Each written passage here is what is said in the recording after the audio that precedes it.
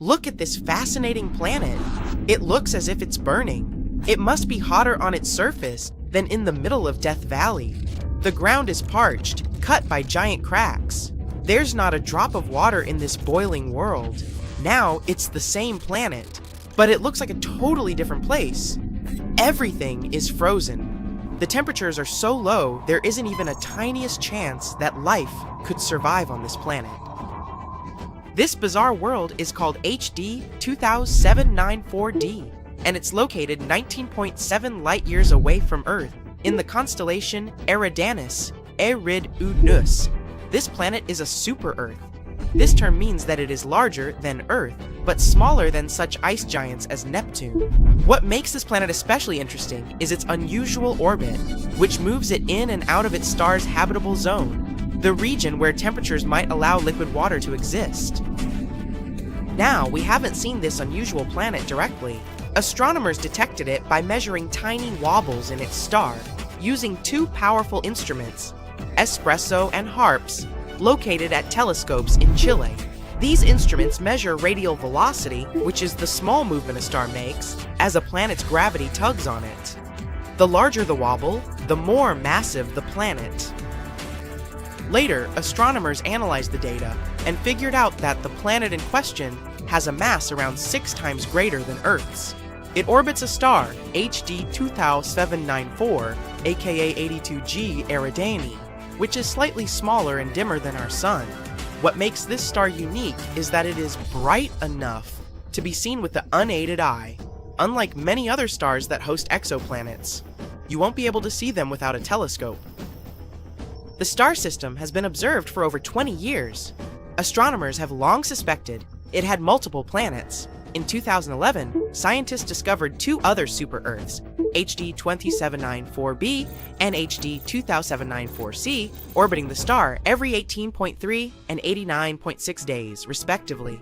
For some time, researchers thought they had found a third planet, with an orbital period of 40 days. Later, they realized they had made a mistake.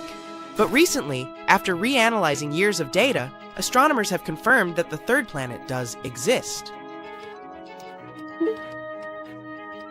And it's our extreme HD 27.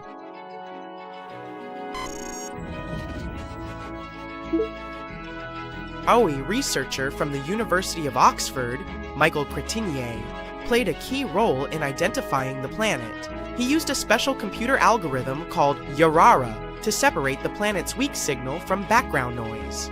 It helped him confirm that the planet, HD 2794d, truly existed, and was pretty unique. Unlike the planets in our solar system, which have mostly circular orbits, the newly discovered one, HD 2794d, follows a highly elliptical, stretched-out orbit. It takes 647 days to complete one trip around its star. That's just 40 days shorter than Mars's orbit around the Sun. At its farthest point, the planet is twice the Earth-Sun distance, 2 AU, which makes it an icy world far outside the habitable zone. At its closest point, it moves inward to 0.75 AU, where it enters the habitable zone where liquid water might exist. This extreme movement creates truly bizarre seasons. For some part of its orbit, HD 2794d is frozen, like an icy wasteland. As it approaches its star, temperatures rise and ice likely melts, forming temporary oceans. The planet then experiences a short, scorching summer. It is so hot that the water on its surface might evaporate into the atmosphere. Shortly after, the planet moves away again. It triggers a gloomy fall, with rains followed by a deep freeze in winter. In other words, the planet switches between extreme cold and intense heat, which makes it a very unpredictable place for life. If any life forms exist there, they certainly need to adapt to dramatic changes in temperature and environment. Why does the planet follow such a mind-boggling orbit? It might be a leftover effect from events billions of years ago, when the planetary system was still forming. At some point, another large planet may have disturbed the orbit of our extraordinary friend. Another possible explanation is that a giant planet once existed in the system, and its gravity pushed HD 2794d onto an elongated path. Later, this giant planet may have been ejected from the system, leaving the smaller planet in its current orbit. This theory makes sense because the other two planets in the system, B and C, have more normal, circular orbits. The discovery of this planet is so exciting because it challenges what we know about habitable planets. Most planets in the habitable zone stay there permanently, but HD 2794d only passes through it. Scientists want to know if such a planet could still support life, even briefly.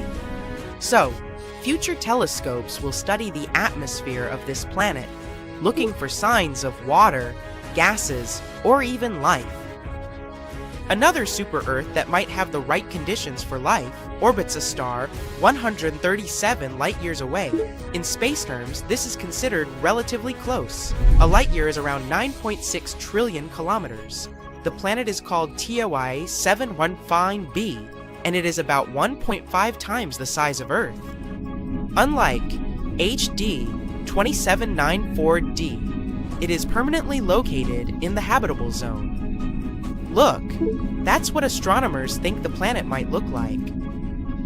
TOI 715b orbits its star very quickly, completing a full orbit in just 19 days.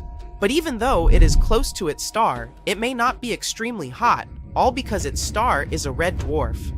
That's a type of star that is smaller and cooler than our Sun. This means TOI 715b could have a milder temperature compared to other exoplanets that orbit closer to hotter stars. NASA discovered the planet using the Transiting Exoplanet Survey satellite.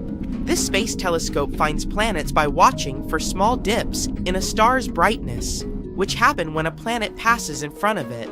Since red dwarfs are smaller and dimmer than the Sun, planets passing in front of them are easier to detect. Astronomers are planning to study the planet, TOI 715b, further using the James Webb Space Telescope. This powerful telescope, located 1.6 million kilometers away from Earth, can analyze the atmospheres of distant planets. If TOI 715b has an atmosphere, JWST could help scientists determine what gases are present in it, and whether such conditions could support liquid water or even life. One more promising world for our search for extraterrestrial life is an extremely dense super-Earth in the K2 360 system. An international team of researchers from Japan and Europe has discovered this remarkable multi-planet system orbiting a Sun-like star located 750 light-years away. This system has 2 planets, including one of the densest rocky planets ever found. K2 360b is a rocky super-Earth, about 1.6 times the size of Earth, but with a mass 7.7 times greater. This makes it as dense as lead. The planet orbits its star incredibly fast, completing one full orbit in just 21 hours. It is the densest known ultra-short period planet, with well-measured properties. As for its sibling, K2 360c, this is a much larger outer planet with at least 15 Earth masses. It takes 9.8 days to orbit its star. Sadly, since it does not pass in front of its star. From our viewpoint, scientists cannot determine its exact size. The unusually dense planet might be the core of a much larger planet. Over time, intense radiation from its parent star may have blown away its outer layers, leaving behind only its dense, rocky core. So, in fact, this planet could show us what might happen to some planets that are too close to their stars. Astronomers think that the planet, K22360b, may have moved inward over time due to interactions with its larger companion planet. One possibility is high eccentricity migration, where a planet's orbit becomes highly stretched out due to gravitational interactions, before gradually becoming more circular near the star. Another theory is that the planet's spin and axial tilt can cause its orbit to become more circular. Such planets are rare, and finding one with a massive outer companion can help scientists refine their theories about how planets form and evolve in extreme environments. With its help, we might also understand how rocky planets evolve and what happens to planets that get too close to their stars. We're traveling through space at the speed of light. The route from Earth to the Sun at that speed will take only 8 minutes. But it would take us about 35 years to reach our destination, which is, by the way, still very fast. By comparison, a conventional rocket would take about 600,000 years to make the journey. And here we are. It's a star system suspiciously very similar to our own, and our scientists suspect that life could exist here, just like on Earth. A red dwarf, 30% the size and weight of the Sun, lies at the heart of this star system, but these are the planets orbiting the star that interest us most. The first of these is L9859b. Its size is somewhere between Earth and Mars, but it's very light. It's only half the mass of Venus. But life is impossible on this rocky planet. It's too close to the star, and it's so hot you'd burn a cake if you tried baking it on its surface. It's about 100 degrees higher than the maximum of your oven. The planet makes a complete circle around its host star in just 2 days, compared to 365 for Earth, and it gets 22 times more energy than we get from the Sun. So it's not only hot there, but there's a lot of dangerous radiation. The next planet is 2.8 million miles from its host star. That's 13 times closer than the distance from Mercury to the Sun. L9859c, and it makes a complete revolution around the star in 3.7 days. But what's interesting is that the planet is 30% bigger than the Earth and twice as heavy, so it belongs to the class of super-Earth planets. Such planets can be rich in water ice, methane, and hydrogen. These are some of the elements that are necessary for life's existence. Many scientists believe that it's on such planets that extraterrestrial civilizations can live, but because of the great weight of the planet, it has a strong gravitational force. So these civilizations may not be able to fly into space because it's harder for them to get out of the gravitational trap of a super-Earth planet. However, life isn't possible here because the planet is still too close to the host star. And just like in our solar system, the two nearest planets are too hot. But the third planet looks more promising. L9859d. It's almost twice as heavy as the Earth and 50% bigger. Scientists have calculated that about a third of its mass could be water. For comparison, the mass of all water on Earth is only 0.02%. The presence of water is the main condition for the emergence of life. But we can only guess where that water might be. It could be on the surface, but high temperatures can turn large oceans into giant clouds of steam. But water can also be contained in the groundwater below the surface. Well, we can't know that for sure yet. Let's move on to the next planet in the star system. This newly discovered planet is of the Super Venus class, L98 Tau 59. It's a rocky planet, 3 times the size of Earth. The Super Venus class means that the planet is heavy enough to have an atmosphere, but the conditions there are more like a greenhouse. Different gases fill the atmosphere there. Star rays pass through them to the planet's surface, reflect off it, and rise upward. But the dense gases don't let them leave the atmosphere, so the planet gets hotter and hotter. This is the greenhouse effect that we try so hard to avoid on Earth. On top of that, the stellar wind carries water vapor and other elements from the upper layers of the atmosphere into outer space. Life cannot exist on such a planet, nor could it ever originate, just like on Earth's twin sister, Venus. So far, all the planets we've looked at are outside the habitable zone of the host star. That's the sweet spot at a perfect distance from the star. Not too close so that the planet isn't too hot and the water there doesn't evaporate instantly.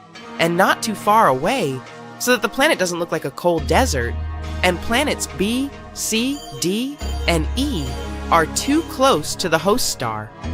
But there's another hypothetical planet EF in this star system, located right in this sweet spot. This super-Earth candidate, L9859f, is 2.5 times heavier than our home planet, so we have hopes that it's a rocky world, just like the other planets in this star system. The way to planet F is enough to have a dense atmosphere, and the temperature on its surface should be suitable for water to exist there in liquid form. The planet makes a complete circle around its host star in 23 days, which literally means it's New Year every 3 weeks. It isn't very likely, though, that there's a civilization there that celebrates it. Indeed, the very existence of this planet is very doubtful because we still have no direct evidence. All the other planets have been discovered by the transit method. That's when we point our telescopes directly at a star and watch its brightness change. When there is a slight drop in the star's brightness, that's when a planet has passed between us and the star. Like this dot, we have a short period of time while the planet is in the background of the star to determine its size and speed. Sometimes we can observe such transits of Mercury and Venus on the solar disk.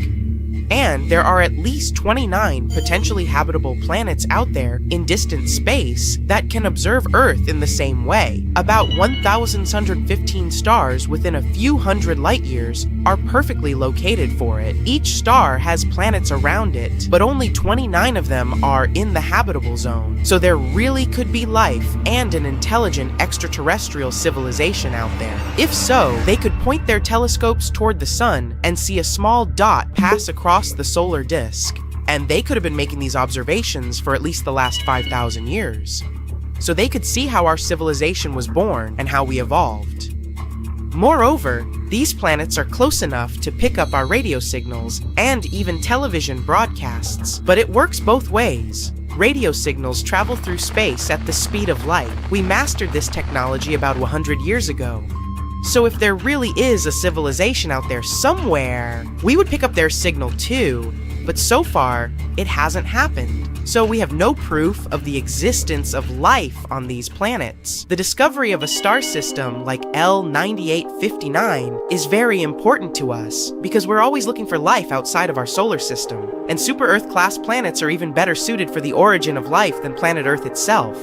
Such planets are sometimes called superhabitable. So, some scientists think that Earth is a good place for life, but not the best. Superhabitable planets would have to be 30% larger than Earth, and twice as heavy. This would create stronger gravity, which would make the atmosphere on the planet denser and with a higher concentration of oxygen. This, in turn, would raise the average temperature on the planet to a perfect 77 degrees Fahrenheit, so plants would thrive there. Also, stronger gravity makes the surface of the planet flatter, so there might be more oceans there than on Earth. This will make aquatic life much more diverse. The host star also plays a very important role. It should be smaller than the sun.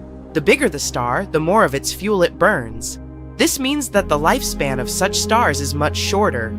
For example, the lifespan of the sun is about 10 billion years, but a red dwarf can live up to 30 billion years. More time, more opportunity for the birth of life and evolution. So far, scientists have discovered 24 superabundant planets, but that still doesn't mean that there is life there for real. But some scientists believe that there are already at least 36 advanced civilizations in our galaxy besides Earth. They've searched for similar worlds on the star map. First, we find stars that look like the sun among about 100 billion stars throughout the galaxy. Now we choose from them those that are rich in iron.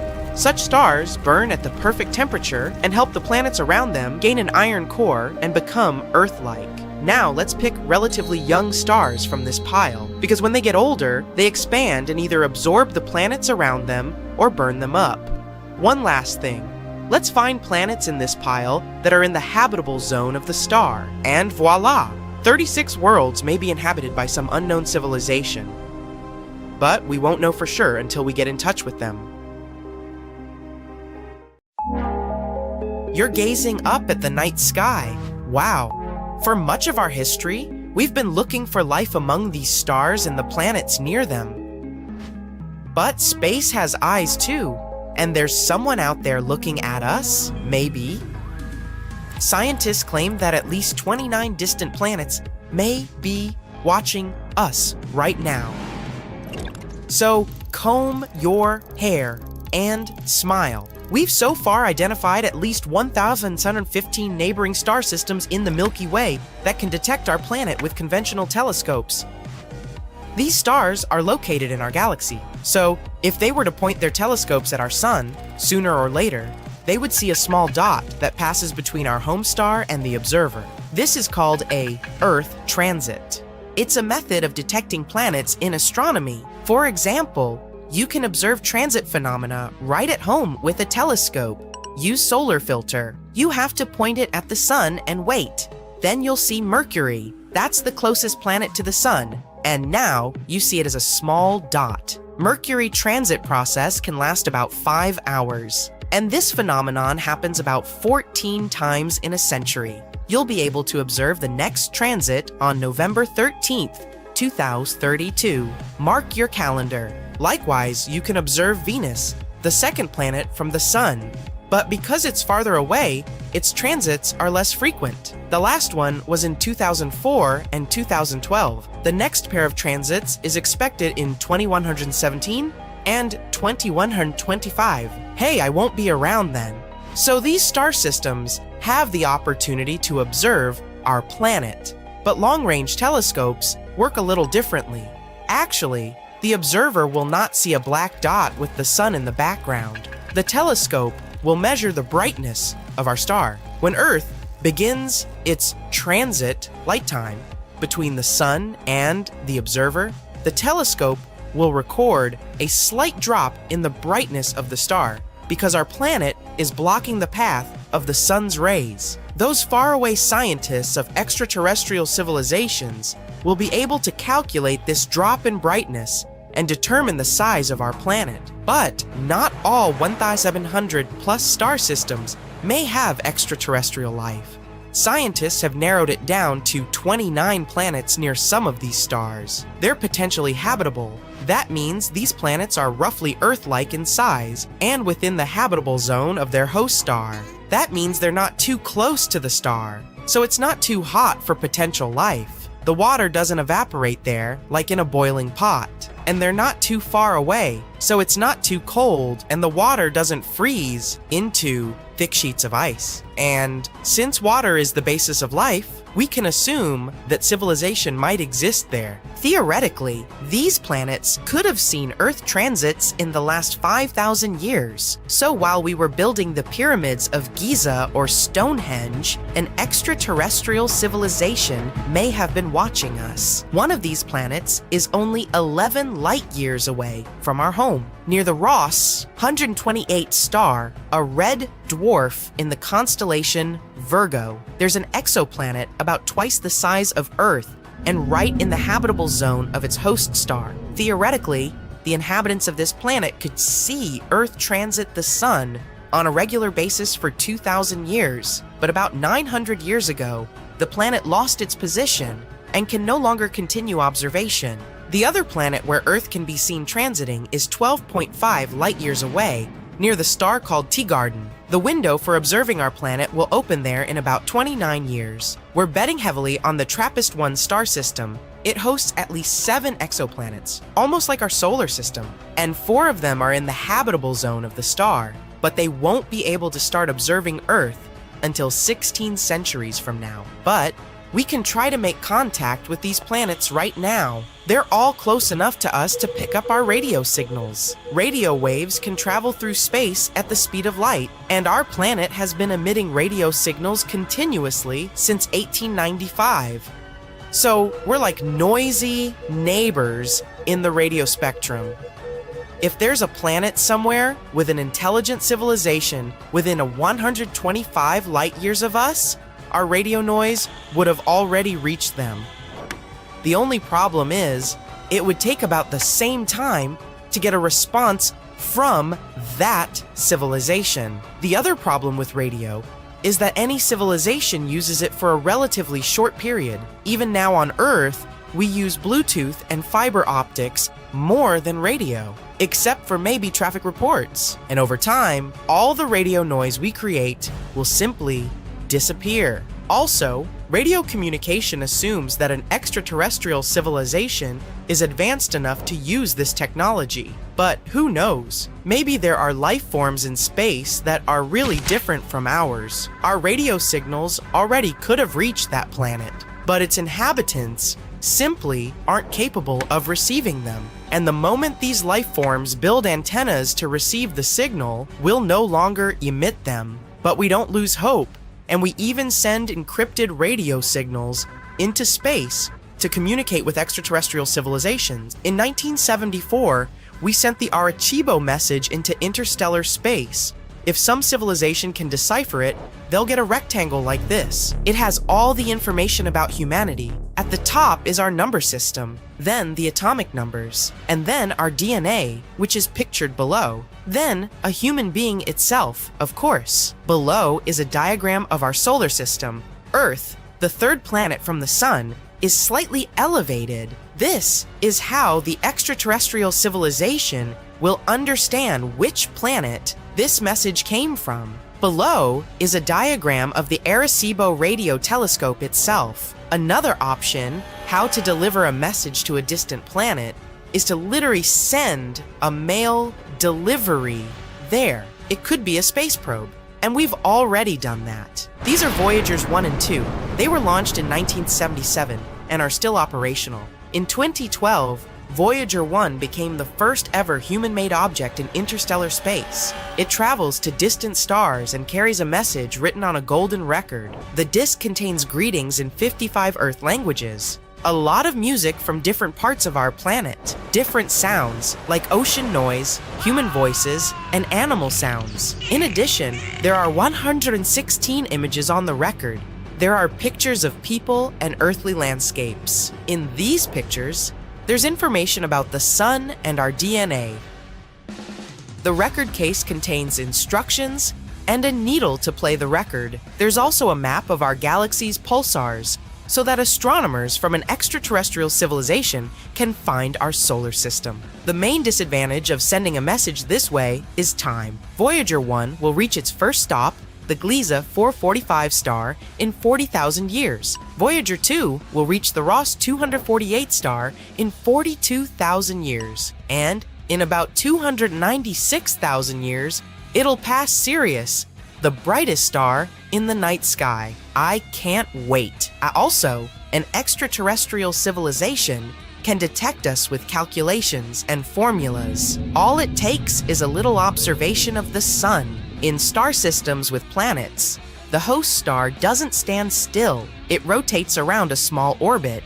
This is because the heavy star attracts the planet, but the planet also has its own gravity and resists. This shifts the star a little and causes it to orbit around. An extraterrestrial civilization can calculate this shift of the Sun and determine the mass of the planets near the star. Using such a method, astronomers were able to find 548 exoplanets.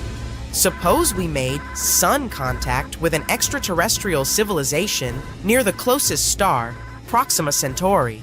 There's indeed an exoplanet there, but radiation from the host star would destroy any life forms. But imagine if we still got a return signal. It would be the slowest chat in history because our message would take 4.2 years to reach the planet, and we'd have to wait another 4.2 years to get a response. And so we arranged to meet. This civilization doesn't know how to fly into space, so we have to take the first step. Although Proxima Centauri is the closest star to the solar system, it takes about 73,000 years to travel there by conventional rocket. So we have to learn to travel at the speed of light. But even then, it would take 4.2 years to travel there. Imagine if we found extraterrestrial life on the other side of the Milky Way. Our galaxy is 100,000 light years wide, so the journey from edge to edge would take 100 millennia. So we either have to cheat the laws of physics or transfer all of human civilization to a giant spaceship that will travel from star to star for thousands of years. And when it launches from Earth, only the great, and many more greats of the first crew will be able to see another star system from the spaceship porthole. Hey, can you move your head? I'm trying to see out the window. Mercury. About 3.8 billion years ago, a huge asteroid is about to collide with the planet. Boom! Fragments are flying in different directions, along with the blast wave. When the dust settles, we see a crater almost the size of Lake Ontario. The most interesting thing here is the shape of the crater. It looks like a spider. A round body in the center, and a bunch of legs that spread out from the crater in different directions. But the strangest thing is that the spider's legs don't quite line up with the center. Scientists can only guess how such a landscape was formed. Some think that the picture of the spider appeared there much earlier, and the meteorite falling almost into its center was just a coincidence. But we still don't have a clear explanation of how such scars could have appeared on the surface of Mercury. Another mystery about Mercury is how it was born. One theory claims that the planet used to be Venus's moon, but over time, it succumbed to the sun's gravity. The star literally ripped Mercury away, and the little planet began orbiting it. What might prove this theory is the rotation periods of Mercury and Venus. Mercury is gradually losing its rotational speed. One day on this planet now equals 58 Earth days and continues to increase. At the same time, after losing its heavy load, Venus has started rotating a little faster. Another theory says that Mercury collided with Venus shortly after the appearance of the solar system. At that time, Proto-Mercury was slightly larger than the planet we're familiar with these days. But then, Mercury lost part of its crust after colliding with Venus, and a little later, Venus collected this debris. But scientists still can't come up with a definite answer as to how Mercury was formed. Uranus, a gas giant, 18 Earth-sun distances from our home. This planet seems calm compared to other giants, like Jupiter with its Earth-sized storms. And still, Uranus has something unusual to boast about. This dark spot, for example, was detected by the Hubble telescope in 2006. At that time, it was almost twice the size of Alaska. A few years later, bright spots appeared there. It turned out that they were methane clouds that moved across the surface of the planet at a speed of 300 miles per hour. But we don't know what exactly causes such storms on Uranus. Maybe we can solve this secret by looking at another mystery of Uranus. This planet rotates while lying on its side. If you look at the axis of our planet, you'll see that it is vertical and only slightly tilted. It's the same for most of the planets in our solar system, but not Uranus. Its axis is almost horizontal and pointed toward the sun. One of the poles of Uranus is fully illuminated at almost all times. The polar day on the planet lasts for 42 Earth years. When the tilt of Uranus's axis changes, the polar day starts on the other side of the planet. The other pole plunges into darkness for 42 years. This change of seasons can cause severe storms on the planet's surface, but why exactly Uranus lies on its side is unknown. Perhaps billions of years ago, the gas giant collided with several asteroids that were about to become a young planet. Such a protoplanet, similar in size and weight to Earth, could have tilted Uranus after crashing into it, but it's still just a hypothesis. Now, let's go to Jupiter's moon, Europa. The big mystery here is whether there is life on this moon. Scientists don't deny such a possibility. All you see on the moon's surface is ice. The stripes you may spot are actually long, wide cracks. For a long time, scientists thought this moon was nothing more than a block of ice. But now, they think there might be liquid water inside. The core of Europa is heated by the tidal forces of Jupiter. This warm core melts the ice around it. So, there really could be a huge ocean under the ice crust. Since water is the basis of life, different microorganisms could exist there. But we would only find out if we sent a probe there. We would have to drill through 24 miles of solid ice and start searching in an ocean twice the size of all water reservoirs on Earth. Look at Saturn's moon Titan.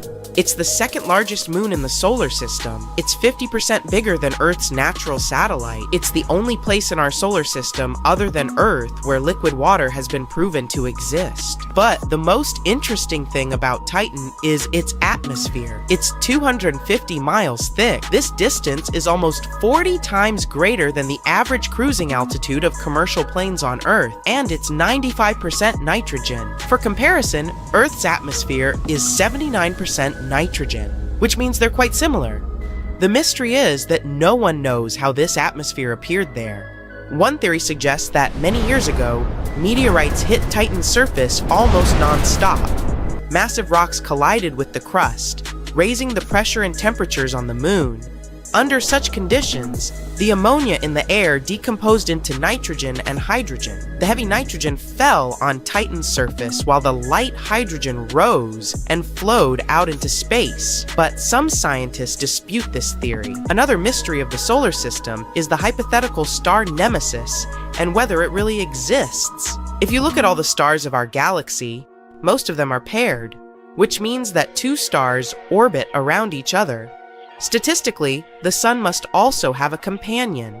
So some scientists have made an assumption that the largest mass extinctions on Earth were related to some mysterious object in space.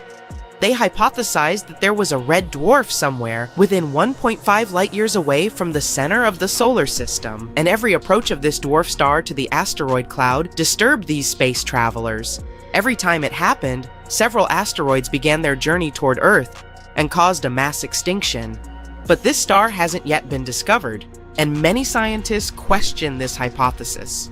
Now, let's look at the very edge of the solar system. A photon of light has to travel 1 year to get here. Scientists believe the Oort cloud exists in that area. It's a hypothetical region where tons of asteroids and blocks of ice gather into clouds. It's the furthest place where the sun's gravity still works. Presumably, this spherical cloud wraps around the solar system. This is the region where long-period comets are thought to originate. They fly all the way through the solar system and then return to the Oort cloud. This journey can take thousands of years. Even more exciting, there could be a gas giant called Tyche in that region. Some scientists say it might be 4 times the size of Jupiter. So far, no research has confirmed its existence. Although the Oort cloud is still considered hypothetical, some scientists believe that comets from that area are responsible for the major mass extinctions on Earth. Now, let's go beyond the borders of the solar system. There, 1,500 light-years away from Earth, there's the closest to our home planet black hole. Black holes are the most mysterious objects in the universe. They're so heavy that they attract not only matter, but also light. Even more, they slow down time. Once something gets trapped in a black hole's gravity, it never escapes. Light and matter gradually settle near the event horizon and soon disappear into infinite darkness. Time flows differently here. 1 minute near a black hole can be equal to weeks on Earth. The biggest mystery is what exactly is inside a black hole. Some speculate that there's nothing but crushing pressure that destroys anything that gets there. Others say it might be a portal to another dimension, or a wormhole to another place in the universe. If it was true, white holes would exist as well as exits from black hole portals and wormholes. But no white hole has been found so far. Now, how about going to the hypothetical border of the entire universe? It's called the Eridanus supervoid. If you look at the map of the universe, you'll see an empty cold spot about 1 billion light-years wide. The entire Milky Way galaxy is only 100,000 light-years across. The main mystery is how the spot appeared. One theory says this void is the scar left by the collision of 2 parallel universes. Imagine that universes are giant bubbles, and one day, 2 of these bubbles collided. That's when the parallel universe ripped several galaxies out of our bubble. So far, this is the only explanation for how such a huge cold void could appear in our universe. How alone are we in our galaxy? Crickets, Cephas. Crickets. Yep, we're mostly alone out here. But are there other civilizations lurking somewhere out there, in the depths of the Milky Way? Could they possibly have evil intentions and be a threat to us? Like we need more threats. Well, hey, let's have some fun with this. Some theorists reviewed humans' history and past actions towards one another. No miscongeniality awards there, and assuming they were somehow like us, used this to calculate the probability of space invaders. They determined that there could be 4 evil civilizations in our galaxy. The 4 could be eager for intergalactic domination, or maybe just for a good game of dominoes. They could be highly advanced in technology, Or they've only just invented an evil version of game consoles. To understand how advanced these cultures could be and what to expect, there is a way to define their threat levels. A method called the Kardashev scale analyzes intergalactic nations' possible abilities. With 3 different levels, it reviews the amount of energy a civilization could take from their star, indicating their tech level. This only includes those that have reached interstellar communication. So any other beings out there, using, let's say, space pigeons, will of course be excluded. Type 1 shows that they can harness the energy from the sun, but only from what is received within their own planet, like solar power panels. Type 2 is where they can use the energy directly from the sun, like through a Dyson sphere. It is used to harness all of the sun's energy, having been built entirely around it. And lastly, Type 3, where civilization can use all elements provided by the galaxy, with the power not only to harness the energy from stars, but also black holes, even the central supermassive one. These levels are important to assess how advanced civilizations could be out there. The Milky Way is estimated to be around 13.6 billion years old. Modern humans have only been around for the last 200,000 years, and we're only at Type 1. It's scary to imagine the time other beings have had to develop. We're considered a bit of a late bloomer in comparison.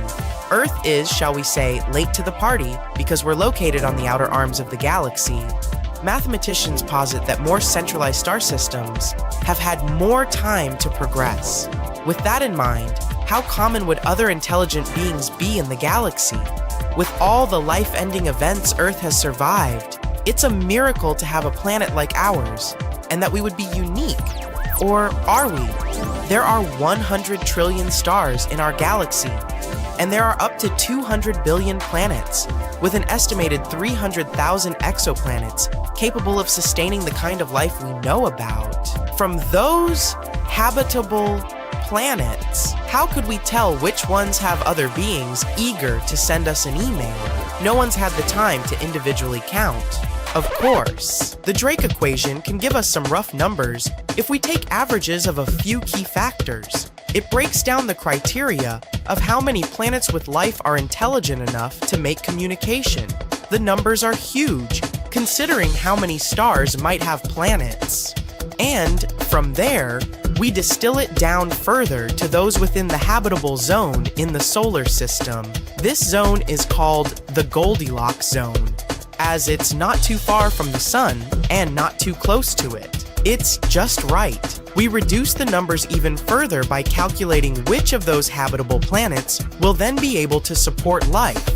And from those random places, the equation takes the probability of how many intelligent beings will be, and if they are intelligent enough to communicate. The criteria are complicated, and so it's not an easy equation to explain, but from its estimate, there could be up to 100 million planets with intelligent civilizations. But just like with Earth's history or struggles, these civilizations may also have their challenges. World-ending events should be thrown into the equation, like asteroids, solar flares, supervolcanoes, and supernova. They could also destroy themselves through technology, like AI dominance or nanotech, or by affecting their own ecosystems and running out of resources, or by just acting stupidly. If we take these into the equation, the remaining living civilizations could be around 15,000. But what could they possibly want from humans?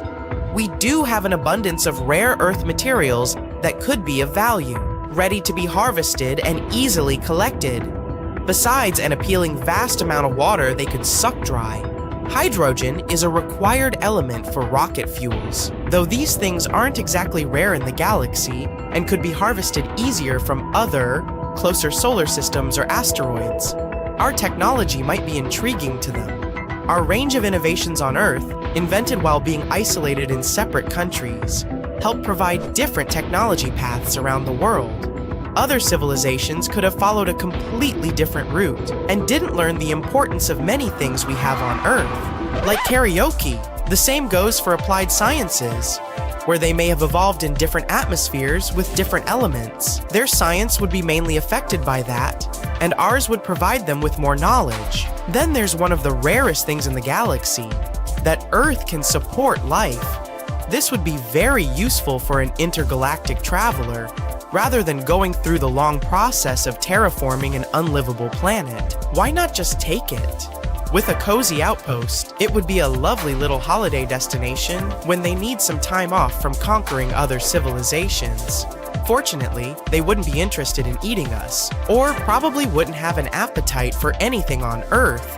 They would need to have similar biochemistry and require the same enzymes to process the molecules we're built from. Phew! But the most likely thing they would want is to remove any competition. The biggest threat to them is anything that would provide a challenge to their domination. But before you get too frightened by these evil civilizations, this was based on human behavior. It's possible that any beings out there could lack or avoid many of our human emotions. For instance, their capacity for anger might be limited, or they could have evolved without it. They could come from a world with a history so different from ours that they could be overly trusting, making us the bad guys. But again, they may also lack empathy and other positive traits we have. Well, let's hope they only have our nice traits. Luckily, there's a big thing that separates us from everything else. The galaxy is huge, and it takes a very long time to go anywhere, even to our closest solar systems.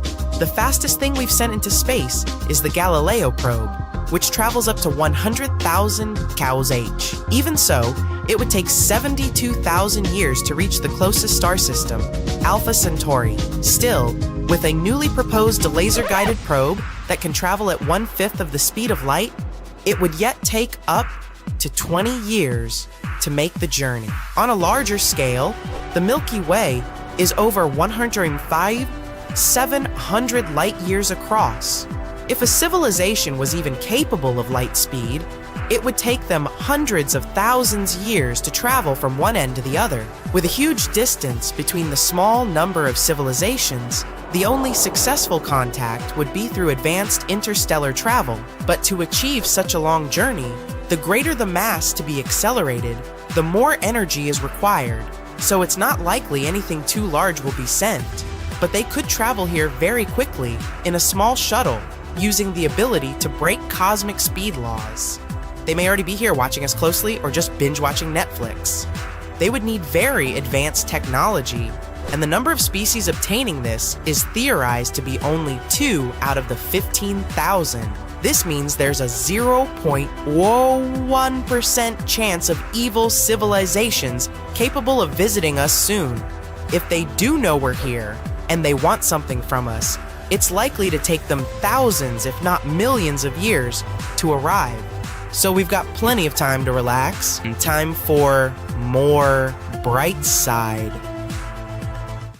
Did you know that our sun is actually green? Okay, I'm kidding. In reality, it's all colors you can imagine at the same time. Wait, what? I know it sounds like a joke, but I'm being serious. Can't you tell? In fact, our sun contains absolutely all the waves of the light spectrum. It's simultaneously red, blue, green, yellow, you name it. Where do you think rainbows come from? When sunlight gets reflected off water droplets in the air, it splits into a bunch of colored waves that we can see individually. And when they're all together, we see a white ray of light. Our eyes are unable to perceive the concept of all colors at the same time, so their combination seems white to us. Wait, you might say, why white? Isn't the sun yellow? Yep, it's yellow too. But please don't stare at the sun just to make sure. It appears white when we see it from the International Space Station. This is the sun's real color as our eyes perceive it. The sun gets a yellowish hue when its rays get scattered in Earth's atmosphere. Our atmosphere doesn't let the blue rays of the spectrum pass well, but the red ones? Sure, why not? By the way, that's why the sky seems blue to us. The atmosphere scatters the blue color all over the place. During sunrise and sunset, short blue waves get reflected, but the long red ones reach us perfectly. That's why we see sunsets as pink, orange, or red. But what would happen if the sun had a different color? To answer this question, let's quickly repeat what we've learned. 1. The sun has the whole color spectrum in it. 2. Our atmosphere is like blue rays, nope, red rays, anytime. So you've probably already guessed what would happen if the sun was, let's say, red. The whole world would look like it does during sunsets. Not bad, huh? We wouldn't even have to wait for the evening to admire the scarlet sky, orange water, and a bright red moon. Yeah, it would be darker than what we're used to, but still not bad. By the way, one day, the sun will actually turn red. When its life comes to an end, it will expand and gradually turn into a red giant before finally burning out. But it's not going to be much fun for us, so let's hope we won't be around to see that moment. I know I won't. I have a party to go to. Okay, now, what if the sun was green? Well, the truth is, the sun is green. Here's your dialogue. Wait, are you kidding me? Didn't you just say that it's white? Good job on that, by the way. Not exactly, bud. The sun just looks white. But technically, it has a temperature of about 10,000 degrees of Fahrenheit. And the peak wavelength of the sun's spectrum corresponds to the green-blue hue. But to make sure that the sun is green, we need to drown out the rest of the visible spectrum. Then our atmosphere will let through a pure green color. And what will happen then? Well, everything will be green, and everything will also become a bit darker. Face it, it's not easy being green. Okay, moving on. Now let's paint the sun blue. Blue stars actually do exist. They are called blue giants. Fortunately, our sun is not one of them. Why fortunately? Well, because if it was a blue giant, it would be a young, beautiful, unimaginably large, and very, very hot star. See, our red is hot. Blue is cold logic doesn't apply to stars. The hottest stars are white and blue, and the coldest are yellow and red. Yeah, our sun is actually very cold compared to other stars. Now, take the average temperature in your city, but multiply it by, like, hundreds of thousands. Yeah, we're struggling with global warming here, but global burning? No thanks, blue giants. Anyway, let's imagine that the sun turned blue. How would we see the world? Surprisingly, nothing would change. Remember how I said that the atmosphere scatters blue light? That's why, in this case, everything would remain almost the same.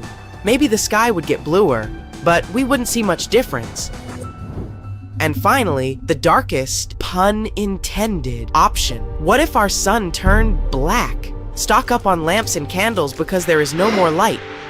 People use electricity all over the world 24/7. We also can't see the moon anymore. After all, we can observe it these days only because the sun's rays get reflected off it. Now, the only thing we still have to illuminate our nights are stars. But they don't help us much. Good thing this scenario is totally unrealistic, and there are no black stars. Yeah, there are no black stars. And still, our sun will eventually become completely black one day. And I don't mean a black hole. I'm talking about black dwarfs here. You've probably heard of white dwarfs, maybe even seven dwarfs. When a star like our sun is about to finish its life, it expands and turns into a red giant. And then, gradually losing its upper layers, it turns into white dwarfs. Since they no longer produce fuel, they slowly cool down. All that remains is a small core, living out its life and burning bright. And when the star cools down completely, right, it turns into a black dwarf. But you've probably never heard of them. Why? Because surprise, surprise, they don't exist. And no, I was not lying. The thing is, a star needs about 1 quadrillion years to turn into a black dwarf. And our universe is still a baby. It's only about 14 billion years old. So, no star has reached this stage yet. Even the most ancient of them still emit a little light. That's why black stars are just a theory. And it's unlikely that we'll ever see such a star at all. But, remember the famous saying, the stars that we see at night are already ghosts because their light has reached us only now? That's a myth. They're all still alive. Why am I telling you all of this? Let's imagine that our sun turned into a black dwarf. The entire solar system would immediately get plunged into absolute darkness. It would also be terribly cold. The moon would leave its orbit and crash into Earth. Wait, no. Let's overlook this moment and assume that we're still alive. Fortunately, we wouldn't freeze instantly as you might think. Earth's core has its own temperature, more than 9,000 degrees of Fahrenheit. temperatures on the surface of the planet would still immediately drop to 32 degrees. The core would gradually cool down.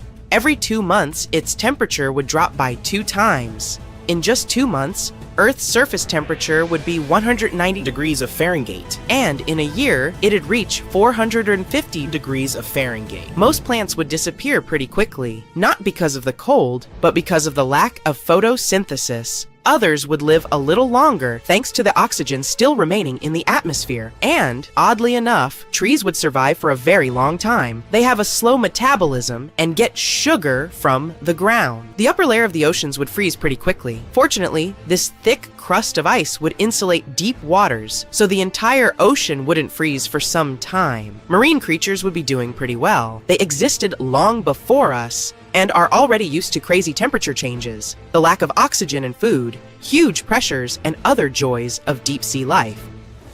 And what about us humans? First of all, we'd start getting sick. Without vitamin D, people would face a huge number of different health problems. Also, our bodies need sunlight to produce melatonin. This melatonin helps us understand when we should go to bed and wake up. If people didn't have this hormone, their bodies would get very confused and wouldn't understand whether they needed to sleep or not. That would mean insomnia for many people.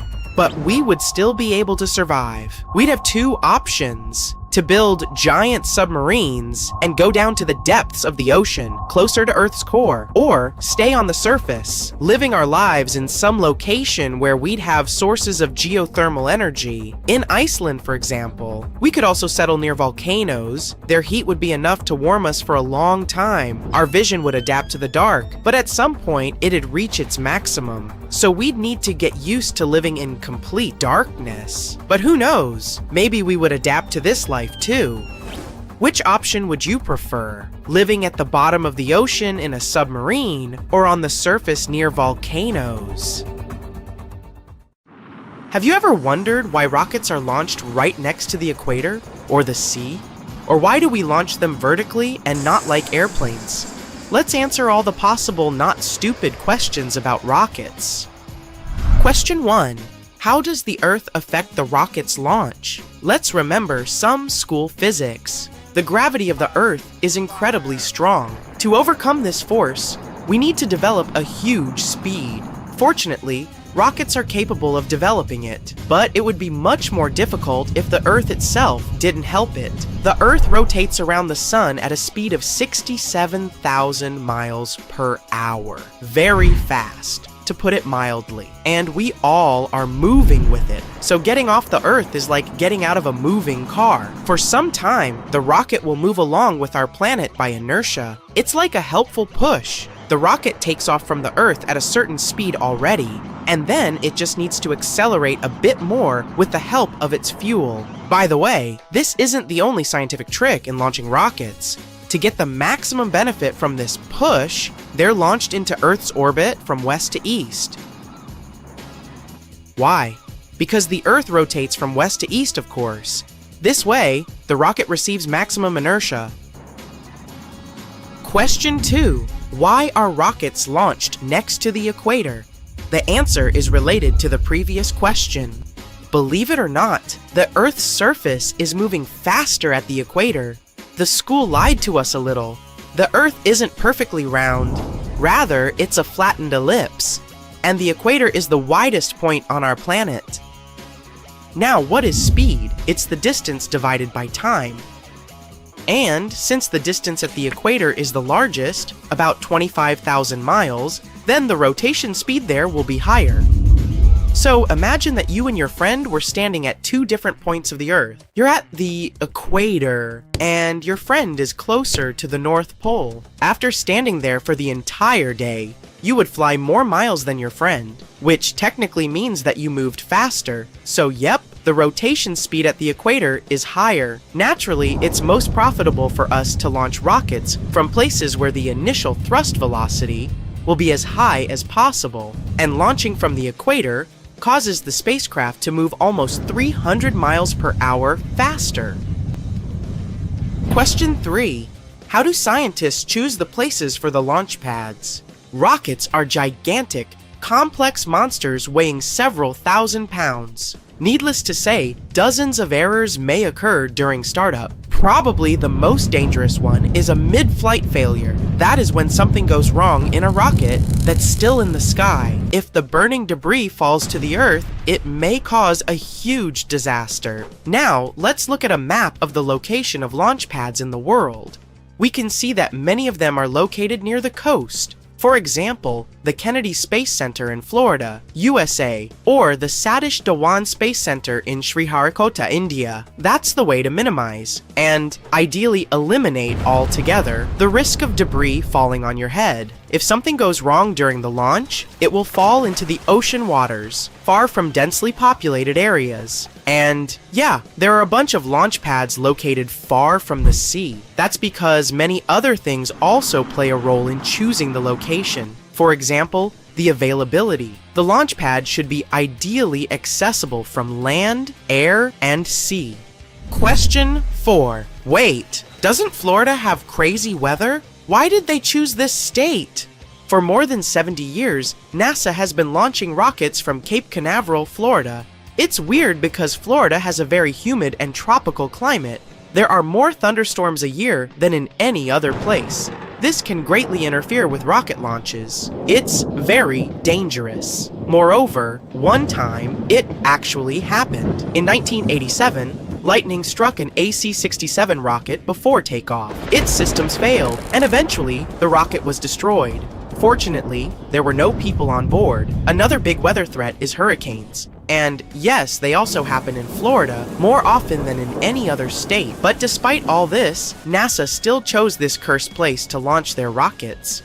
Why? Well, probably because all the crazy things, including rocket launches, must happen in Florida. But on a serious note, before NASA moved to Cape Canaveral, rockets were launched from another place, from the White Sands test site, located in New Mexico. Back then, since White Sands was located in a remote area of the country, everything was more or less safe. If the rockets had fallen, they wouldn't affect or destroy anything. But as time went on, our technologies developed. The rockets got bigger and needed much more space for their launches. As a result, the danger zone also increased. White Sands was just 26 miles from Las Cruces, New Mexico, and 70 miles from El Paso, Texas. In other words, it was surrounded by settlements. Therefore, scientists began to look for safer places. The East Coast seemed like the best option. Can you guess why?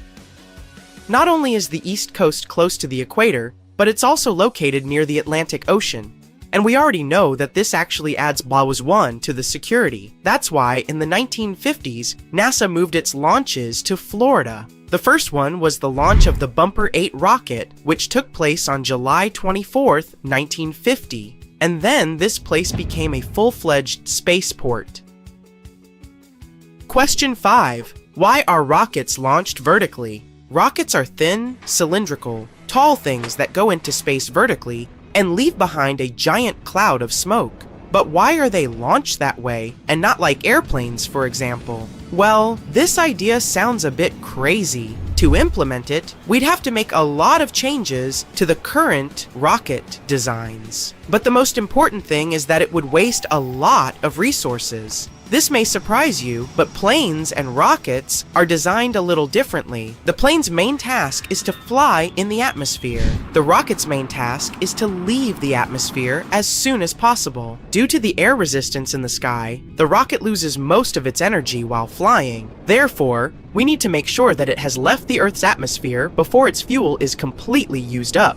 And since it needs a lot more fuel than an airplane, it's easier and more economical to launch it straight up. So it will use up a minimum of fuel, just what it takes to kick gravity in the face. So, question 6. Why does the trajectory of the rocket change after launch? Remember that we said that the rocket's main task is to escape gravity by any means and reach space? Now, forget about it. Technically, it's true, but it doesn't show the full picture. The very task of getting into space isn't particularly difficult. The space isn't actually that high.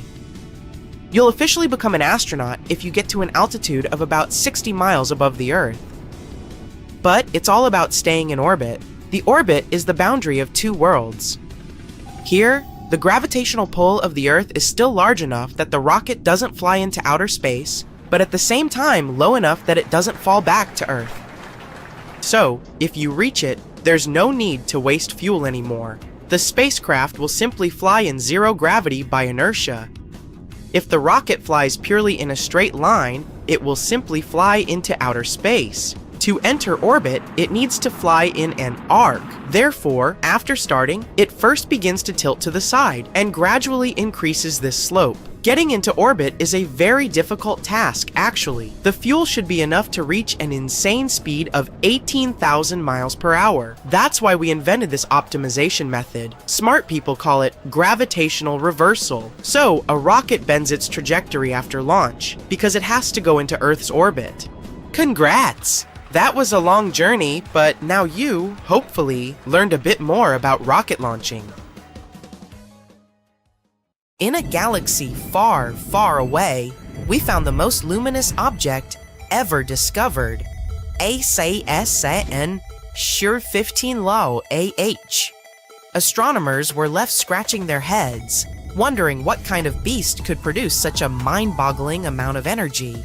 But just when they thought they had this cosmic enigma all figured out, this object vanished into the depths of space, leaving behind nothing but a faint memory and a few bewildered astronomers. Fast forward to today, and it seems the universe has decided to play a cosmic prank on us. That's right, folks, Assassin 15LH is back. And now it's brighter than ever. So, let's take a look at this impossibly bright space object. This event was first detected on June 14, 2015. We noticed it in the southern constellation Indus. It was located within a faint galaxy, which just goes to show that sometimes the brightest things come from the most unexpected places. It's like finding a diamond in a pile of rocks, or a chocolate chip in a batch of oatmeal raisin cookies. No offense to oatmeal raisin lovers out there. ASAN 15LH was so luminous that if it were in our own galaxy, it would shine brighter than the full moon. Imagine that. No night, no stars, just this mysterious thing lighting up the sky like a giant flashlight. Wouldn't that be cool and kinda terrifying? But in all seriousness, it was a fascinating astronomical event. At its peak, it was 570 billion times brighter than our sun. That's so bright, you'd be blinded by the sight of it even from afar. So, picture this. It's 2015, and astronomers discover the brightest object ever observed. It was one crazy discovery, because scientists had no idea what it could be. Is it a supernova? Is that TDE? What in the world is this thing? But then, as soon as they started to study this thing, it started to fade away. That was a huge bummer. Scientists could only sit with their theories and wonder what it could be. But then, against all odds, Assassin 15LH did the astronomical equivalent of a double take, and suddenly got brighter again. Astronomers were like, wait, what? Is that thing coming back from the underworld? For 40 days, its ultraviolet radiation charged up and increased fivefold. Then, it plateaued for a couple of months before finally dropping away again. And then astronomers were like, okay, that's just weird. So what is this thing, and what caused its resurgence? Well, there are a few theories. A supernova is like a star's grand finale. When a star runs out of fuel, it reaches the end of its life. And then, it undergoes a cataclysmic event, releasing a tremendous amount of energy and light. And this beautiful, crazily bright event is called supernova. It's like the ultimate mic drop, except the mic is the entire star. So, some astronomers think that this mysterious object might be a supernova, but a really, really big one. If once it was a star, it probably was 100 times more massive than the sun. We've never seen such supernova before, but maybe this star was gigantic and really loved attention. Next, we have the magnetar theory. So during the supernova event, the core of the star collapses in on itself and forms a very dense object. Imagine a marshmallow the size of a mountain. Now, squeeze that marshmallow until it's about the size of an actual marshmallow. It's so dense that if you could somehow stand on the surface of a neutron star, which you can't because you'd be squashed by gravity, you'd weigh as much as 1 billion elephants. That's kind of what happens to a star after its fuel runs out. This super dense leftover core is called a neutron star. So, you could say that a supernova is like a star's big send-off party, where it goes out in a blaze of glory, and a neutron star is what's left over after the party's over, like the empty pizza boxes and beer cans left after a wild night with friends. So, some scientists think that ASASN 15LH might be something like that. They think that it was a star that ran out of fuel and became a neutron star. Then, it spun so fast that it bursted out super hot jets of material. It's like when you spray water out of a hose. But the water is really, really hot. These jets can heat up the stuff around them and make the supernova even brighter than usual. But our mysterious friend was even brighter than that, so this theory might be wrong. But that's okay, we still have a few others. Another theory says that it was caused by the collision of 2 neutron stars. Such a collision would cause a real grand spectacle, with clouds of glitter and all that stuff. Another cool idea is that ASASN 15LH might have been caused by a supermassive black hole tearing apart a star that got too close.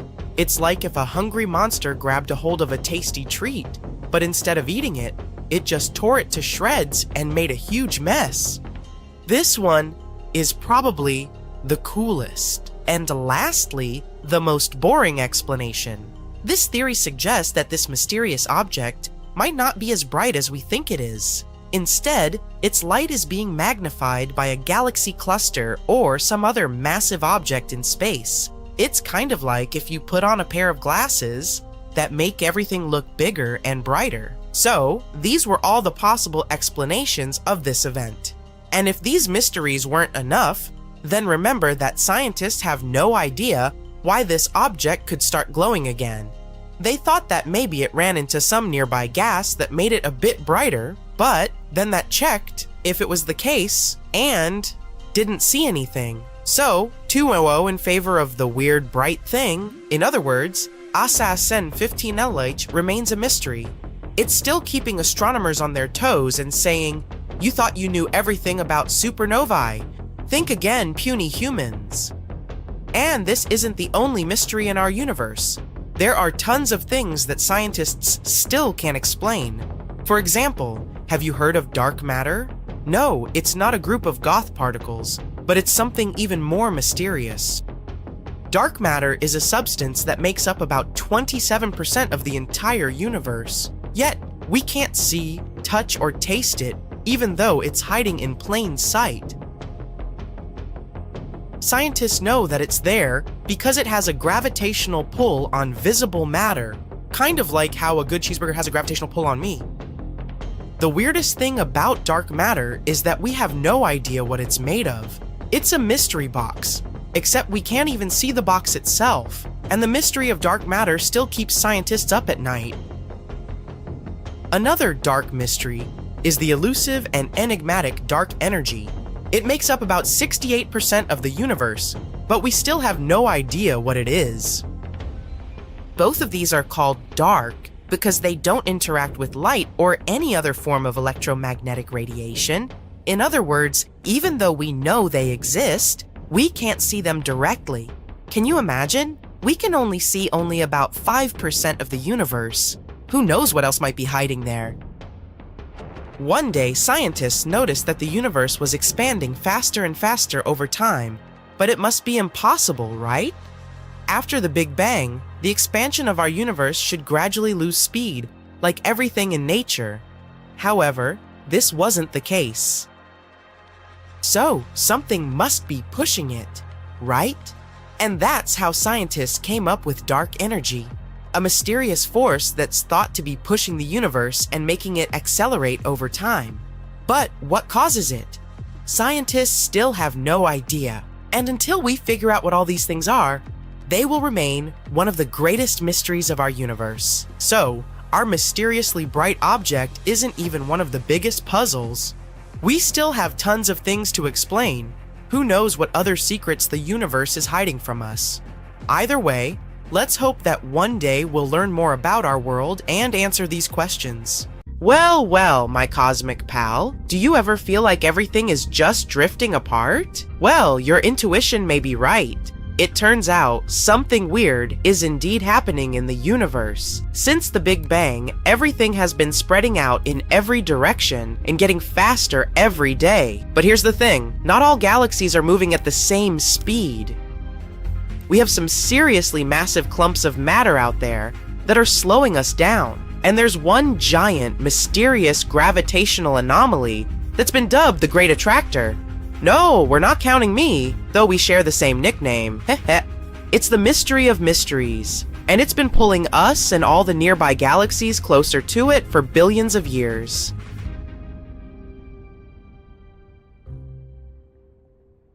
Scientists aren't certain what this Great Attractor is made of, but it's so powerful that it overcomes dark energy, which makes up about 2/3 of the universe. Dark energy is more or less like the universe's energy drink, pushing everything forward and giving galaxies a boost in their movement. So where is this thing? Hiding in the zone of avoidance, which sounds like a made-up town from a sci-fi movie, but is actually a real place in the universe. There's just so much stuff between us and the Great Attractor, stars, gas, dust, that we can't even see it. Some astronomers think this is just how the universe ends. Everything clumps together into one giant supercluster, and then boom, big crunch. It's like when you're trying to fit all your clothes into one suitcase, and it just ends up exploding everywhere. Now, before you start thinking that galaxies moving is no big deal, let me tell you that this isn't just any ordinary movement. You see, this thing called the Hubble flow dictates that galaxies should be receding from one another as the universe expands. But, as luck would have it, that's not what's happening. The Great Attractor is so strong that it even affects our own galaxy, hurtling us toward it at more than 1,000,000 miles per hour. I'll spare you the math, but if we spun around the sun at that kind of speed, our year would be a mere 18 days long. The Great Attractor was first noticed in the 70s, but our technology wasn't quite up to the task of seeing through the zone of avoidance. Nevertheless, X-ray technology has come to our rescue in recent years, and it has helped us piece together some of these hidden parts of the universe. What can this Great Attractor be, you might ask? We can only make assumptions at this point. The most likely solution is that it's a galactic cluster. They are basically the universe's version of a massive family reunion. These bad boys are held together by their own gravity and can pack hundreds or even thousands of galaxies, along with a ton of hot plasma and sneaky invisible dark matter. Ooh, see. The X-ray data have revealed a plethora of distant galaxies that we previously didn't know existed. Not only that, but 2 new galaxy clusters have been found, the Norma cluster and Shapley supercluster. The Norma cluster has a mass of roughly 1,000 trillion suns and comprises thousands of galaxies. It's possible that the Norma cluster is the reason for the Milky Way's high-speed hurtle through space, but it still can't explain the movement of thousands of galaxies around us. However, when scientists peered deeper through the zone of avoidance, they spotted the Shapley supercluster. This behemoth of a galaxy cluster is the largest within 1 billion light years. It could explain the movement of galaxies in our sliver of the universe. More than 8,000 galaxies create a mass of more than 10 million billion suns. Most scientists have accepted that the Shapley supercluster is most likely the force behind the Great Attractor. It lies in the region where the pull appears to be coming from, and logically, it seems to make the most sense. There's more though. Some researchers take pause at the proximity of the Shapley supercluster to other clusters. Too many galaxies come together in various clusters there, openly defying the Hubble flow. Some experts believe that a large gravitational anomaly is a real answer to the Great Attractor. There have been theories ranging from a supermassive black hole, larger than anything we could possibly imagine, to some sort of life form making a mess in that corner of the universe. The Great Attractor is not the only weird thing we've stumbled upon in the universe, as you can imagine. Have you heard of the Red Rectangle? No, it's not a new dance move, but an amazing nebula surrounding a star called HD 44179. This star is a lot like our Sun, but it's at the end of its life, and is spewing out gas and other materials to create this incredible structure. Some scientists think that the star might actually be a close binary, meaning it has a partner, and that there's a thick ring of dust around it. And even though we've got some ideas about how the Red Rectangle got its shape, scientists are not entirely sure. One thing we do know for sure is that the Red Rectangle is a type of nebula called a protoplanetary nebula. And when that happens, there will be a super hot white dwarf star left over, which will give off some seriously cool ultraviolet radiation and make the surrounding gas glow. As for its location, it's about 2,300 light-years away, hanging out in the constellation dubbed the Unicorn. Not all weird space objects are so far away from us in the universe. Some of them may be lurking pretty close to home. In January 2015, two clever astronomers made a prediction that a gigantic planet could be spying on us from our outer solar system. Now, before you start getting too excited, we should point out that they haven't actually seen this mammoth world yet. Their prediction is based on some pretty basic math and computer simulations, so there's still some debate about whether this prediction is true or not. But if it is, this planet, which scientists have nicknamed Planet 9, also called Planet X in the past, could be up to 10 times the mass of our own Earth and about the same size as Uranus or Neptune. What's really unusual about this mysterious planet is that its predicted orbit is extremely elongated, making it unlike any other planet we've seen before. In fact, it's estimated to be about 20 times further from the Sun than Neptune, and it takes between 10,000 and 20,000 years to complete just one full orbit. You might be asking yourself, how can anyone predict a planet they've never seen before? Well, these scientists noticed that at least 5 other smaller objects floating around in the distant parts of our solar system seem to be following similarly unusual orbits. By analyzing these orbits, astronomers worked out that there must be a big, undiscovered planet out there causing all the fuss. To figure out this mystery, astronomers will be peering into the universe's most powerful telescopes to see if they can spot this elusive Planet 9. However, it won't be an easy task, since an object that is so far from the Sun must be very faint and difficult to detect. Some astronauts have even experienced the Bermuda Triangle equivalent of space while passing through the South Atlantic Anomaly. This is a region in Earth's magnetic field where 2 rings of charged particles come closest to our planet's surface. And as luck would have it, this area happens to be high above the South Atlantic. Computers can go haywire there, and astronauts can see cosmic flashes, possibly because of radiation stimulating their retinas. And it's not just poor astronauts who have to deal with this anomaly. Even the Hubble Space Telescope is unable to make observations when passing through this region. It's a real pain in the telescope's lens. So, what's the deal with this SAA? It turns out that our planet's magnetic field is not perfectly aligned to its rotation axis, which causes the 2 particle rings to tilt. And as a result, we end up with this region that's causing all sorts of trouble. Well, space is just one thing or another, isn't it?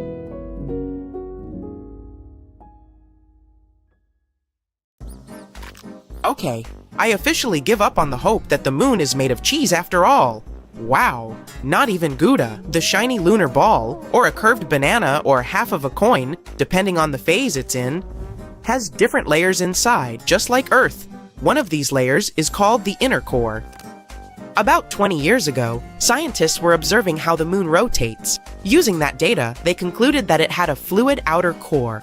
But the inner core was hard to study, so they didn't know if it was solid like a rock or molten like a hot liquid. But things are clearer now. Astronomers have collected data from different missions, including the Apollo mission, where astronauts went to the moon and gathered information themselves. Plus, they have used a special technique called seismic data. This method is all about studying how sound waves move through things. Take earthquakes on our planet as an example. When an earthquake happens, it creates waves that travel through the ground. Scientists can detect and analyze these waves to learn more about Earth's interior. The same idea can apply to other objects in our solar system, like planets or, in this case, the moon. When quakes or moonquakes happen, they generate sound waves. And by carefully listening to and studying these waves, scientists can create a detailed map of what's inside the object. They can figure out things like different layers, what they're made of, and how they're arranged. To check the moon's deep interior, scientists also use something called laser ranging. This method measures the distance between the surface of Earth and the moon very precisely. And ta-da! Our natural satellite's inner core is a dense, solid ball made of iron.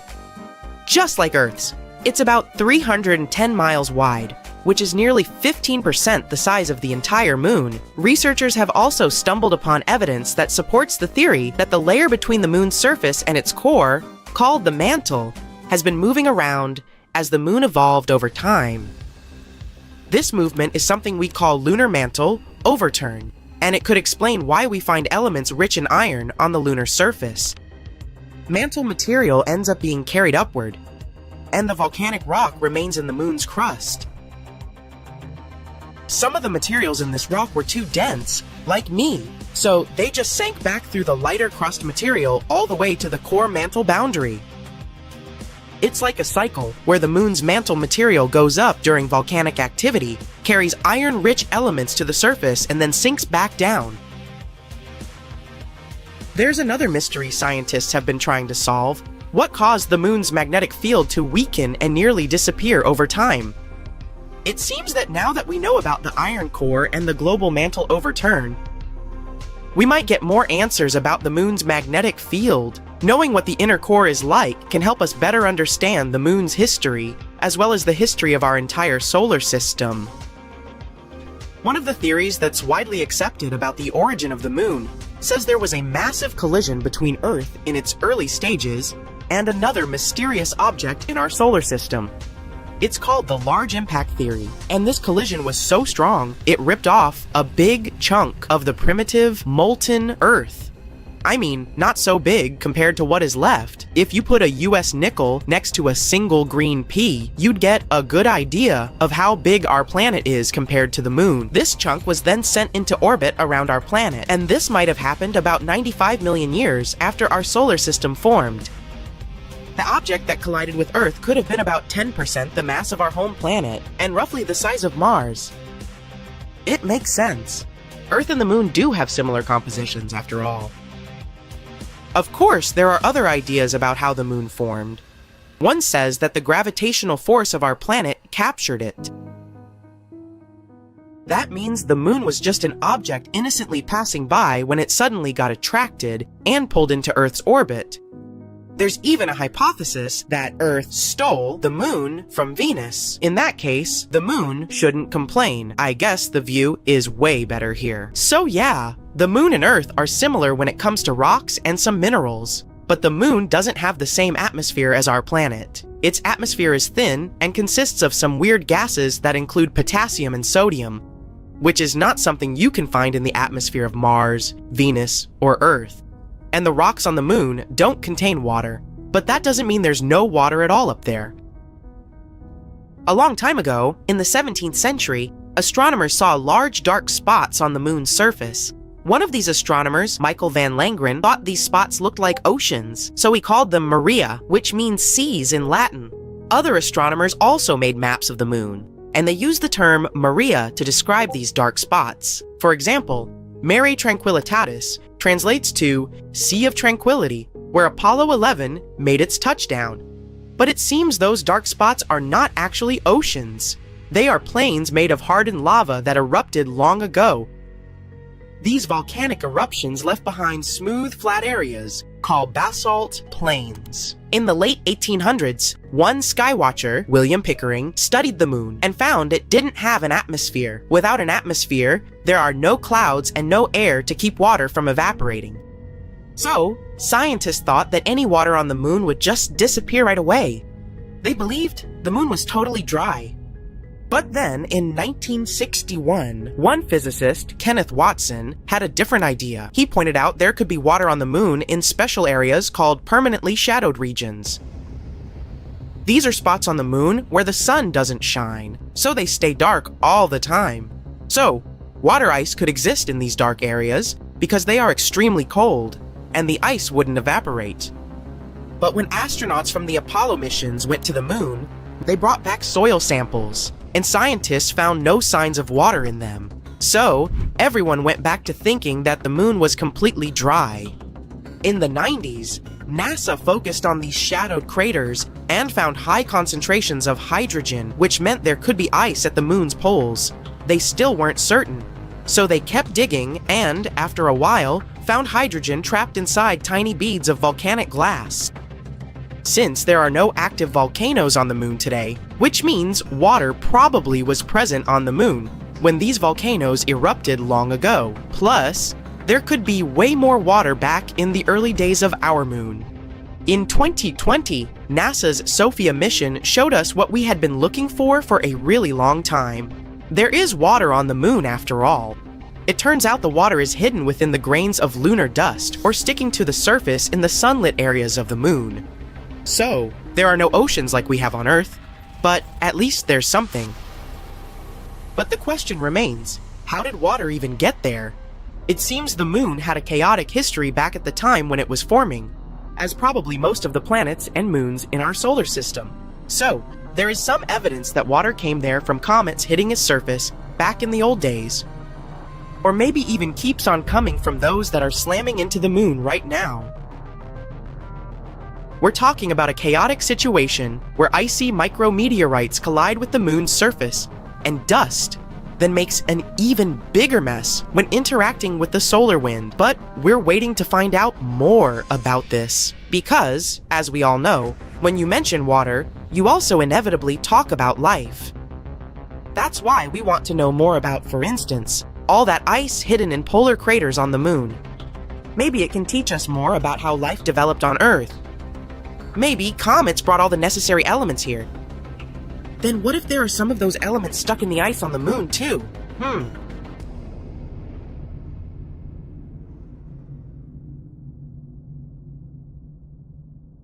What if the sun went boom? Well, you can guess that it would be super bad news for us. This was sure a short video, huh? No, wait, I have more. If the sun blew up, chaos would ensue in our solar system. But scientists tell us that it will certainly happen one day. But why? How exactly would events unfold? And is it possible for us to somehow survive this event? Hey, let's delve into it. First of all, get ready for a journey to the sun's core. The sun's heart is packed with hydrogen atoms having an out-of-this-world dance party. These atoms are so excited that they smash into each other with all their might. And when they collide, something magical happens. It's called nuclear fusion. And in this fusion fiesta, the hydrogen atoms combine to form helium atoms, a chemistry experiment on a grand scale. During this nuclear fusion, a teeny bit of mass from the hydrogen atoms is transformed into a massive amount of energy. It's Einstein's famous equation coming into play.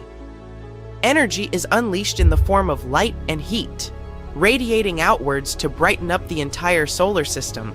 And once all these processes get going, a bunch of energized particles called photons join the fun. These photons are like tiny packets of light, bouncing and zipping around in all directions. They play a crucial role in carrying the sun's energy through space, illuminating our world and warming our cozy planet. But to keep all this going, so that the atoms don't escape and create complete chaos, The sun's core needs to be under tremendous pressure. This pressure comes from the immense weight of the sun's outer layers pressing down on the core. The outer layers are squeezing the inner core, but the inner layers don't give up. The energy created from fusion and the bustling photon party tries really hard to escape the sun's core. But the core is so dense, like me, the pressure is so big that the energy takes its sweet time to make its way out.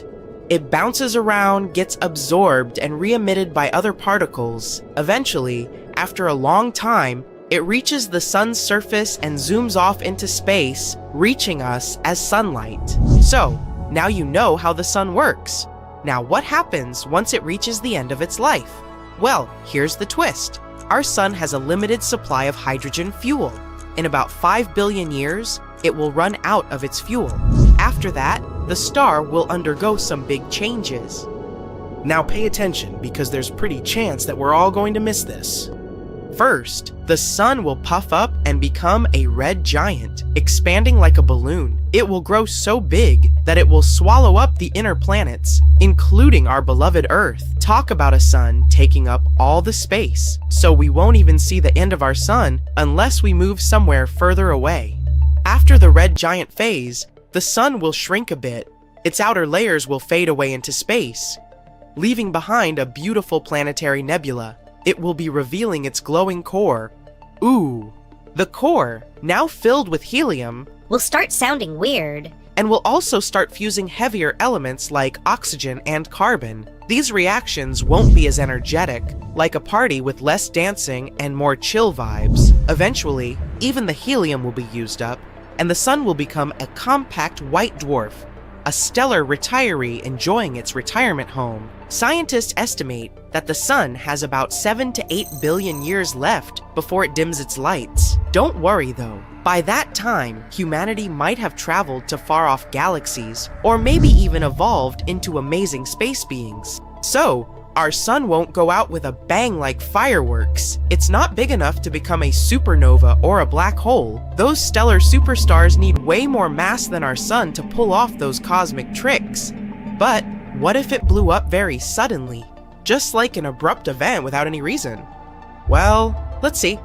Imagine this. The sun goes boom, and Earth is in for a wild ride. The event unleashes an insane amount of energy, sending a shockwave racing through space at the speed of light. It takes about 8 minutes for this shockwave to reach Earth. Why? Well, the sun is a whopping 93 million miles away from us on average. So, it takes a little over 8 minutes and 20 seconds for the sun's light to travel all that distance and reach us. But let's talk about the event itself. It would be a great sight to witness, but sadly, it would also be the end. Roll credits. The crazy amounts of unleashed energy would cause the sun to expand rapidly, again, swallowing up the inner planets, including our Earth. And that's not all. Brace yourself for a massive burst of radiation. The sun would unleash a torrent of supercharged particles. We're talking about X-rays and gamma rays, the kind that can seriously mess things up. When these high-energy particles hit the atmosphere, they go wild, causing all sorts of chaos. They ionize the atmosphere, creating a ginormous electromagnetic pulse. This pulse is like a shockwave for electronic devices. It fries them, zaps them, and leaves them useless. So, if your gadgets aren't protected, they're in for a rough time. Speaking of rough times, after that, it's instant vaporization for our planet. But the sun's grand finale doesn't just mess with Earth, it wreaks havoc on the entire solar system. That massive burst of energy would be crashing into everything in its path. Planets and other objects get knocked out of their cozy orbits, causing chaos and unpredictability. The asteroid belt between Mars and Jupiter? Kapow! It's gone, obliterated, or scattered to the cosmic winds. And even planets that will survive this event would probably go off their orbits to wander somewhere. And let's not forget about the outer planets, like Jupiter and Saturn. These giants generate their own internal heat, which keeps them cozy and attracts lots of moons. But the sun's boom would steal their warmth, turning them into incredibly cold places. And now that we've discussed how catastrophic would all this be for everything in our solar system, let's ask the logical question: can humanity make it? The short answer is no, we wouldn't make it. Everything would be wiped out, except maybe some sneaky bacteria hiding in the shadows. But in a crazy scenario where the sun gave us a heads up about its plans, we might have a fighting chance. If we knew in advance and had time to prepare, we could get our survival gears turning. So, what could we do? Since Earth itself won't survive the sun's tantrum, we'd have to move somewhere. Remember how we mentioned that not all planets would be completely destroyed? Well, sadly, the ones closest to the sun, Mercury, Venus, and Earth, would disappear. So, the easiest option would be to move to some other solar system with its own Earth-like planet. But what if the Earth somehow managed to survive this catastrophe? Let's not think about how it happened and just discuss the consequences. Well, our climate would go crazy. During the first moments of the sun's kaboom, the radiation and particles would crank up the temperature big time, like a never-ending heat wave. We're talking major greenhouse effect. The oceans would evaporate, creating thick, fluffy clouds that trap heat and refuse to let it escape into space. And after that, without the sun's warm embrace, the Earth would quickly become an icy freezer. So, we'd have to think outside the box. One idea would be to take shelter deep underground, where we won't be that much affected by radiation and sudden temperature changes. As you dig deeper, the temperature rises. So, with the right tools and resources, humanity could hunker down in fortified bunkers, surviving for a couple of years without the sun's rays. Why just a couple of years? Well, remember how we said the sun is a gravity center of our solar system? Without it, Earth would be adrift in search of a new center of gravity. Imagine our planet, our trusty satellite, the moon, and all the other planets slowly floating away into space. Luckily, our trusty sun is hanging in there, keeping us warm and shining for many more cosmic adventures to come. So we're safe for a few billion years. But it's always fun to imagine impossible scenarios, so stay tuned for more What If? Imagine a place where a single day lasts longer than a whole year. On Venus, a day, meaning one full spin on its axis, is as long as 243 Earth days. And what's even weirder, despite the fact that Venus is experiencing a never-ending day, it has a shorter year than Earth. While Earth takes about 365 days to complete one orbit around the sun, Venus does it in just 225 days. So, somehow for Venus, a day is more epic than a whole year. Venus is a strange planet in general. It's called Earth Twin because of how alike we are, although it's a bit smaller than Earth. But there are some drastic differences too. For example, it spins in the opposite direction, which means the sun there rises in the west and sets in the east. And Venus isn't the only one who dances to its own rhythm. Uranus does that too. And finally, Venus is quite crazy in terms of its atmosphere. When you stand on Earth, you don't really feel the weight of the air around you. Well, on Venus, that feeling would be like having an elephant sitting on your shoulders. Venus has 90 times the atmospheric pressure of Earth. The atmosphere there is a thick layer of toxic gases. For example, carbon dioxide that's released by all the volcanoes. It presses down with incredible force. This results in incredibly hot temperatures. No wonder it will take a long time before we'll be able to stand on this planet. Up to 3-sec pause. Meanwhile, Mercury, the closest planet to the sun, has an even more speedy orbit than Venus. It completes a full journey around the sun in just about 88 Earth days. However, it has a slow spin on its axis, which means that one day on Mercury takes about 176 Earth days. Basically, a half a year. Just like with Venus, a day there takes much longer than a year. Since it's the closest to the sun, no wonder Mercury experiences some super extreme temperature swings. Daytime temperatures can soar up to a scorching 800 degrees Fahrenheit, hot enough to melt lead, but wait for sunset. At night, it drops to freezing minus 290 degrees Fahrenheit. That's because Mercury doesn't have a thick atmosphere like we do, so the heat doesn't distribute across the planet evenly. If one side is in the dark, it will be super cold, and the other side will be scorching hot, just like if you let a regular big rock lie down under the sun for a while. In fact, it's so cold that there might even be some ice on it. Look at the planet's north polar region, especially at those sunlit yellow spots inside craters. These are indications of water ice. Turns out, water is much more common in space than we thought. Sucker 3-sec pause. Mars is often dubbed the Red Planet. It earns this nickname from the abundance of iron oxide, or rust, covering its surface. The iron-rich minerals create a rusty red hue that paints the Martian landscape. But turns out, Mars isn't just red. If you were standing on Mars, you'd witness desert-like butterscotch terrain with caramel and golden glows, some brown, and even a glimpse of a slight greenish hue. Mars also has the biggest mountain in the entire solar system, Olympus Mons. Standing at a staggering height of about 13.6 miles tall, it's even taller than Mount Everest. It was formed by the eruption of low-viscosity lava, creating a shield-like structure. Since Mars is covered in sand, it's also famous for its crazy dust storms. But it turns out, they're even more insane than we thought. These storms can last for months. While they might present challenges for future human missions, they also contribute to the planet's mesmerizing appearance when observed from afar. And not only storms, but even its own Marsquakes.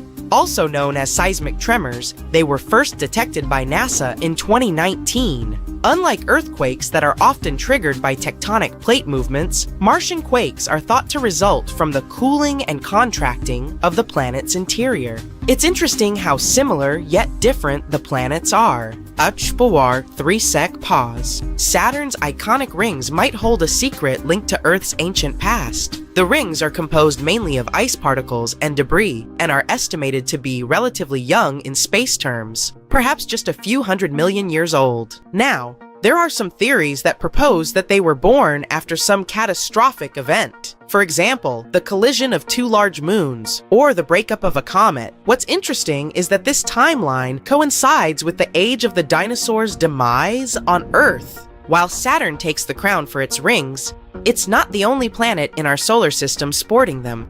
Jupiter, Uranus, and Neptune also have their own sets of rings, although they might not be as visible and cool as Saturn's. However, there's something where Saturn truly stands out: the magnificent hexagon at its north pole. It's a colossal six-sided figure. Each side of this incredible structure measures around 9,000 miles long, which is 1,200 miles longer than the Earth's diameter. Scientists aren't sure how it was formed or why.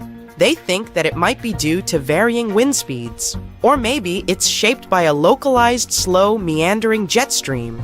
So far, it remains another of Saturn's mysteries. 3-sec pause. Much like Saturn's hexagon, Jupiter also has its own weird spot. It's called the Great Red Spot. This is a storm that has been raging for at least 350 years, and is larger than Earth itself. Despite its name, the spot's coloration has varied over the years, ranging from brick red to pale salmon. Scientists continue to study this enduring storm, unlocking the mysteries of its persistence and ever-changing hues. Meteorologically, the Great Red Spot is a powerhouse. It generates enormous pressure in Jupiter's southern hemisphere. Meanwhile, Jupiter itself is a powerhouse when it comes to magnetic fields. Its magnetic influence is colossal. It extends far beyond the planet itself and creates one of the largest and strongest magnetic fields in our solar system. Because of that, Jupiter is a source of intense radiation and mesmerizing auroras. While Earth's northern lights are breathtaking, Jupiter has something to offer too. The magnetic field interacts with charged particles from Jupiter's moons and the solar wind. This creates visually striking auroras near its poles. But compared to Earth, the scale of these auroras is incredible. Nothing like we've seen on our planet. But even having a cool big spot isn't a unique feature in our solar system. A stormy giant Neptune, the 8th and farthest planet from the Sun, also has its own great dark spot. Just like with Jupiter, it's a massive vortex in Neptune's atmosphere. But unlike its Jupiter counterpart, this spot tends to come and go because of Neptune's dynamic and ever-changing weather patterns. Neptune, together with Uranus, is known as an ice giant, and just like other giants, it boasts some of the most ferocious winds in our solar system. Its supersonic winds can get faster than 1,200 miles per hour. What a drama queen. But this explains its thick cloud formations. By the way, if you ever dreamed of a planet raining diamonds, you might want to visit this planet. Deep within Neptune's atmosphere, where pressures are extreme, scientists theorize that carbon atoms are compressed and form diamonds. And then, these diamonds might be raining down. What a unique touch to stormy weather. Neptune's moons got from their parent with the weird weather. For example, its largest moon, Triton, has a touch of cryovolcanism. Instead of spewing molten rock like Earth's volcanoes, Triton's cryovolcanoes erupt with a mix of water, ammonia, and nitrogen. Picture it as icy geysers shooting material into space. Seems like, in our solar system alone, each planet has its own quirks and interesting qualities. Let's hope that we discover more interesting things in outer space in the future. These eerie objects are called quasars. They're some of the brightest and most powerful objects in the universe. They lurk in the depths of space, consuming entire galaxies with their insatiable hunger. Muha-ha-ha. But what are quasars? Where do they come from? And most importantly, are they dangerous to us? Come on, let's find out. Picture a supermassive black hole, a cosmic monster so massive that it can swallow entire stars and bend the fabric of space and time. Usually there's such a black hole in the center of every galaxy. That includes our own Milky Way galaxy. Ours is named Sagittarius A*. Sounds like the name of a hipster coffee shop, but in reality, it's a terrifying celestial body, which is 4 million times heavier than our sun. You could even see it online. For the first time, we took a photo of this black hole in May 2022. But don't worry, even though it's supermassive, it's not going to swallow us up anytime soon. This black hole is relatively small, and it's too tiny to eat an entire galaxy. So it's more like a cosmic vacuum cleaner that sucks up stars or gas that get too close. But there are black holes in the centers of galaxies that are way heavier and more dangerous than ours. They can weigh millions or even billions of times more than our own sun. Now, imagine one of these monsters. Usually they're surrounded by a swirling, glowing disk of gas and dust, like water swirling down a drain. It's called an accretion disk, and it's where the magic of quasars happens. As material from the accretion disk falls towards the center, it heats up to millions of degrees, releasing vast amounts of energy in the form of radiation. And this radiation is what we observe as a quasar. So basically, the more material a black hole can consume from its surroundings, the brighter its quasar will be. This is what makes them so bright and powerful, shining like beacons in the night sky. And just imagine, some black holes can actually make entire galaxies their meal. Now, combine their ravenous appetite with some intense radiation, and you'll get a truly awe-inspiring display of cosmic power. No wonder we can see them even though they're some of the most distant objects in the universe. Quasars were discovered in the late 1950s by accident. Astronomers were just chilling and looking at the sky when suddenly they stumbled upon something strange, radio signals that had no visible source. By 1960, hundreds of these strange objects had been found. Astronomers named them quasars, short for quasi-stellar radio source. These objects were small and far away, but their energy output was immense and difficult to explain. Some thought that these were new types of stars. Others even proposed wild things, like quasars being made of antimatter, or being the end of a wormhole. But all these theories were discarded. A scientist named Martin Schmidt was the first one to get to the truth. However, many astronomers didn't believe him, Schmidt had to do a lot of extra work and gather lots of evidence to prove his theory. And finally, he prevailed. That's how we discovered quasars.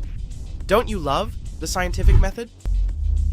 And since then, astronomers have been captivated by these objects. Why?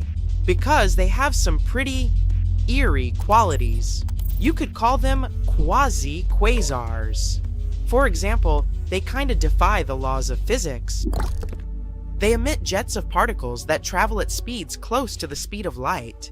These particles move so fast that they can even distort the very fabric of space and time.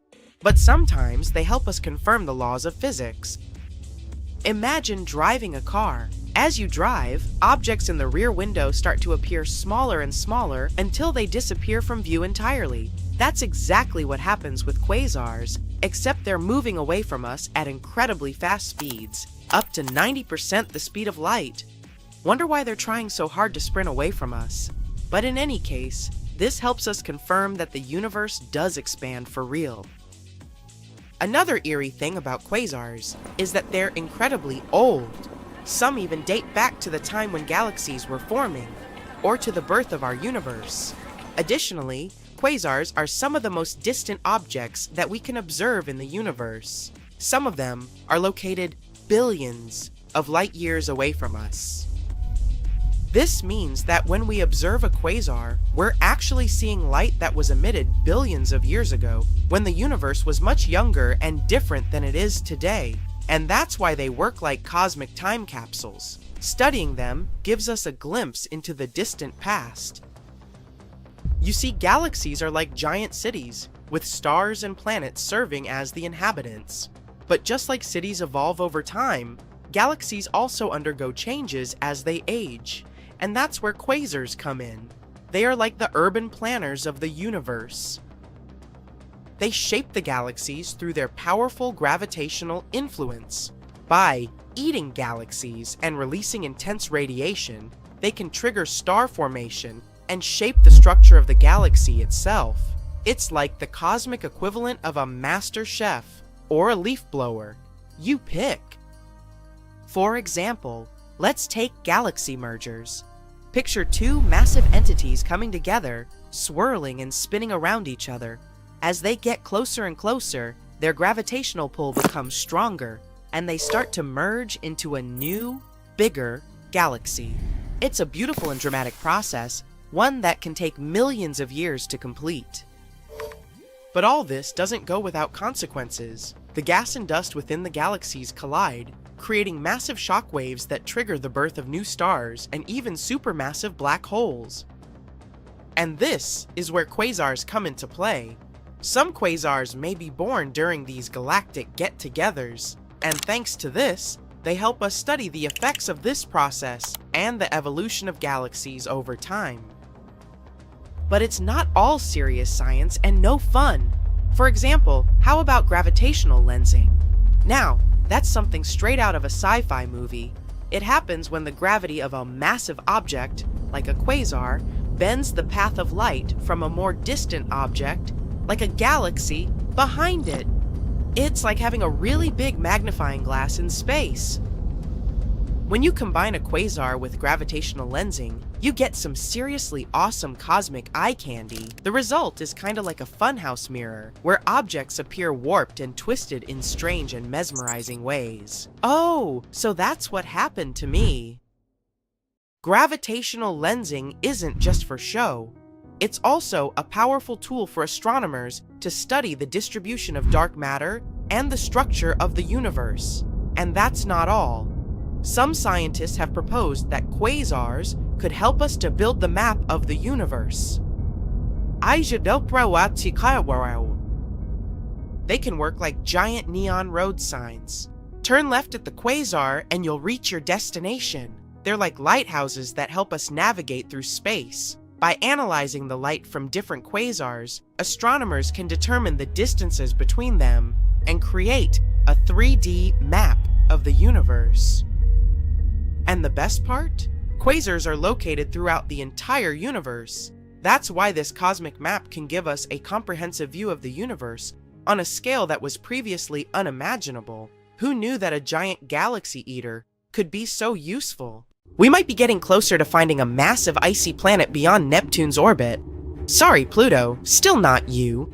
Recently, some universe mapping using data from a telescope in Hawaii eliminated about 78% of the possible locations for this mysterious Waldo from space. Some people call it Planet 9, while others prefer Planet X. Either way, it has been causing controversy since its existence was first proposed, and that is mainly because no study so far can answer the big question: does it really exist? If discovered, Planet 9 would rank as the 5th largest planet in our solar system, with a mass 10 times that of Earth. It is also theorized to be gaseous like Uranus. The initial study on Planet 9, dating back to 2016, suggests that this colossal new planet orbits the Sun 20 times farther out than Neptune, which sits at about 4.5 billion kilometers. As a result, the Planet 9 would take between 10,000 and 20,000 years to complete a single orbit around the Sun. If confirmed, this yet-to-be-discovered world would dominate a region larger than any other known planet in our cosmic neighborhood. These are all intriguing hypotheses, but without a single piece of evidence or observation to back them up. Before dismissing this as a wild guess, it is important to note that these researchers relied on complex mathematical modeling and computer simulations to speculate about the planet's characteristics, because that's what they do. The hypothetical presence of this planet would explain various mysterious features located beyond Neptune. We are specifically talking about the Kuiper Belt, a huge donut-shaped region filled with icy debris left over from the formation of the solar system, including comets and dwarf planets, like Pluto. What happens is that the 6 farthest objects in the Kuiper Belt exhibit elliptical orbits that are all oriented in a similar direction within physical space and tilted approximately 30 degrees downward relative to the orbital plane of our 8 known planets. What's strange here is that despite their distinct orbital velocities around the solar system, they maintain this alignment.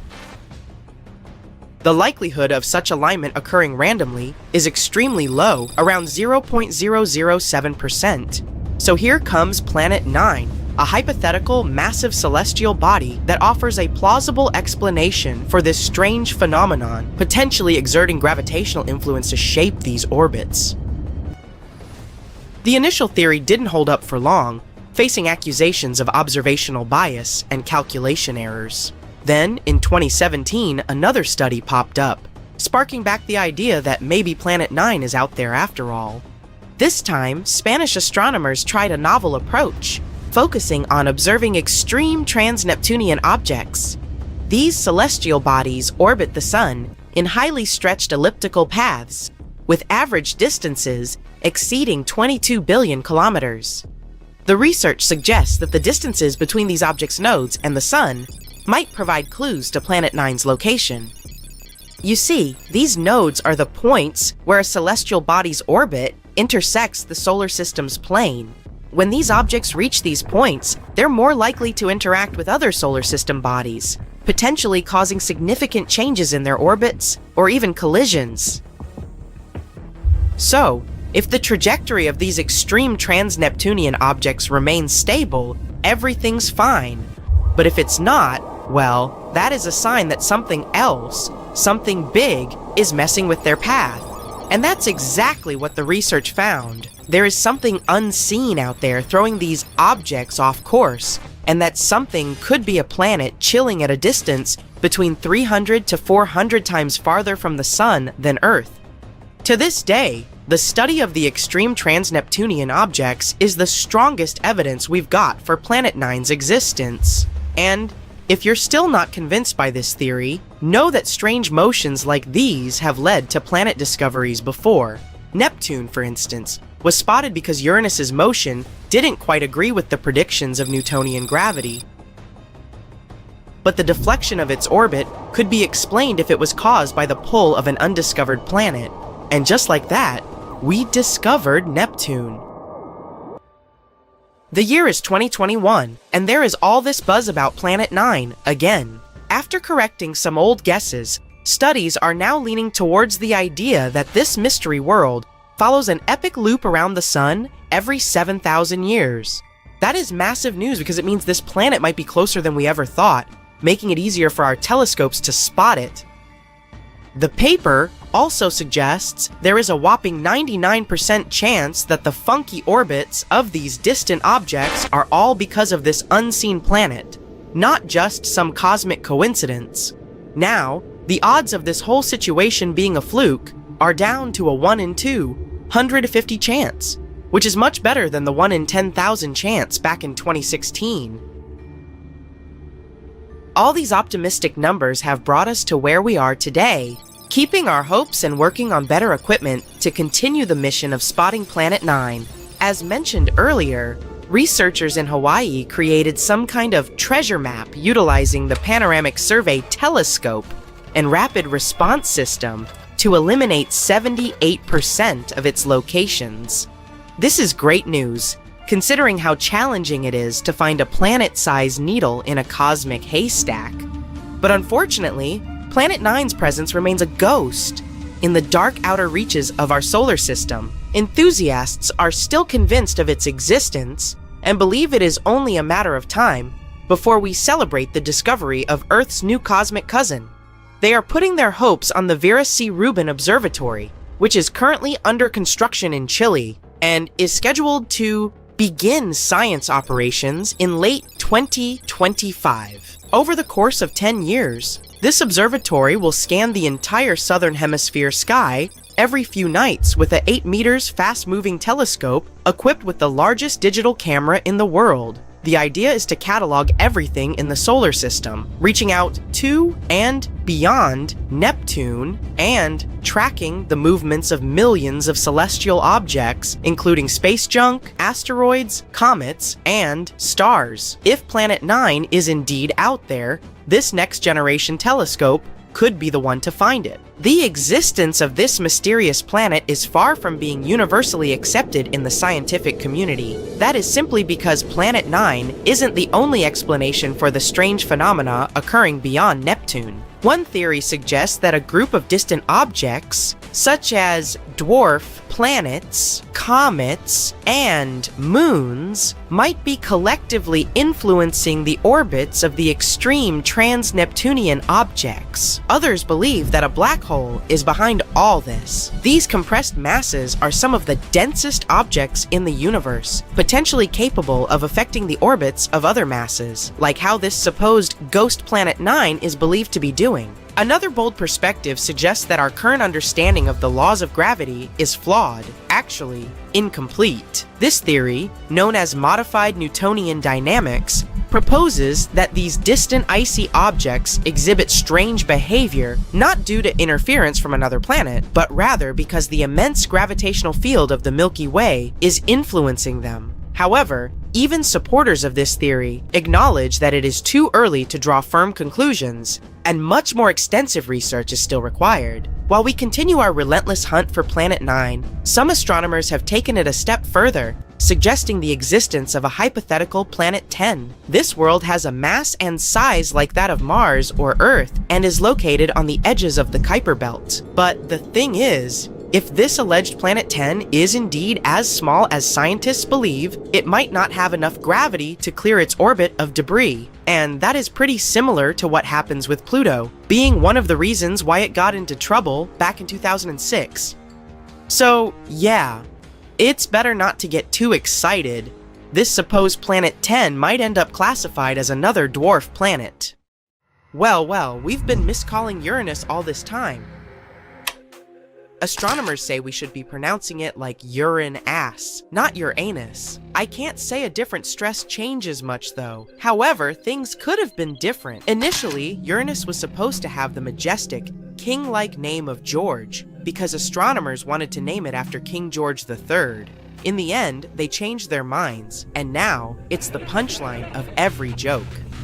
If you take the total cost of launching a mission and divide it by the weight of the cargo, you'll see some pretty mind-blowing figures. According to specialists, back in 2016, it used to cost $10,000 to send just 1 pound of cargo into space. But now, prices have gone through the roof. Cygnus spacecraft's cargo costs over $43,000, while SpaceX's new carriers come in at around $27,000 per pound. Remember how hard it is to pay $5 for water at airports? Now, a bottle of water in space would cost somewhere between $9,100 and $43,000, and that's only to have it delivered in space. As for water in space, well, it used to be considered a super rare thing, but in reality, there's water ice all over our solar system, so you don't have to buy those overpriced 43K water bottles. It's hanging out in comets, asteroids, and even in hard-to-see craters on Mercury and the Moon.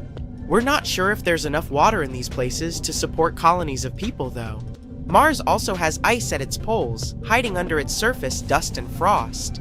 Even smaller celestial bodies, like Saturn's moon Enceladus and dwarf planet Ceres, have ice. NASA scientists think there might be a chance of finding life on Jupiter's moon Europa. There may be liquid water beneath its icy shell. Europa, even though it's a lot smaller than Earth, might have an ocean deep enough to hold twice as much water as all the oceans on our planet combined. And in 2009, scientists exploring a massive cloud of gas and dust in the center of our galaxy stumbled upon a fascinating surprise.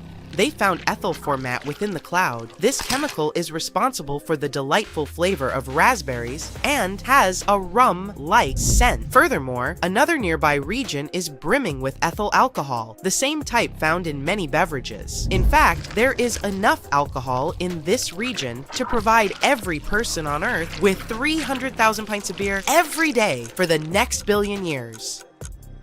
But believe it or not, but we do have a black hole on Earth. The thing is, creating an in-lab black hole was a sorta indispensable thing to do. Studying black holes in real space remains a distant dream, so it was only possible to create one to experiment with in a lab. A group of scientists in the Netherlands wanted to explore the mysterious Hawking radiation theory proposed by the iconic Stephen Hawking. Using atoms to mimic an event horizon, they orchestrated electrons, causing a surge in temperature that resembled flat space-time. As particles moved through quantum fluctuations, a ring of infrared radiation appeared around the lab-grown black hole, mirroring Hawking's idea. Grown black hole, mirroring Hawking's idea. It may sound insane, but you can totally be allergic to the moon.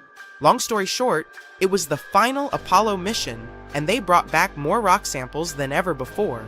Plus, they had the first and only pro-scientist on the moon, Jack Schmitt. He was a geologist, and his rock samples helped scientists learn more about the moon's magnetic field and volcanic history. During the expeditions, it became evident that Jack Schmitt was allergic to moon dust. The gritty, sticky powder clung to his suit and his skin, causing irritation in his sinuses, nose, eyes, and throat for a couple of hours after he took his helmet off. Neutron stars are extremely dense, being basically just a bunch of neutrons squished into a super small space. If you had just a teaspoonful of this stuff, it would weigh more than the entire human population combined. And to match the density of a neutron star, we'd all have to squeeze into a space the size of a sugar cube. No thanks. And when it comes to outer space, we tend to think that Earth and the Moon are pretty close together, but in reality, you could actually squeeze all the other planets of our solar system between Earth and the Moon.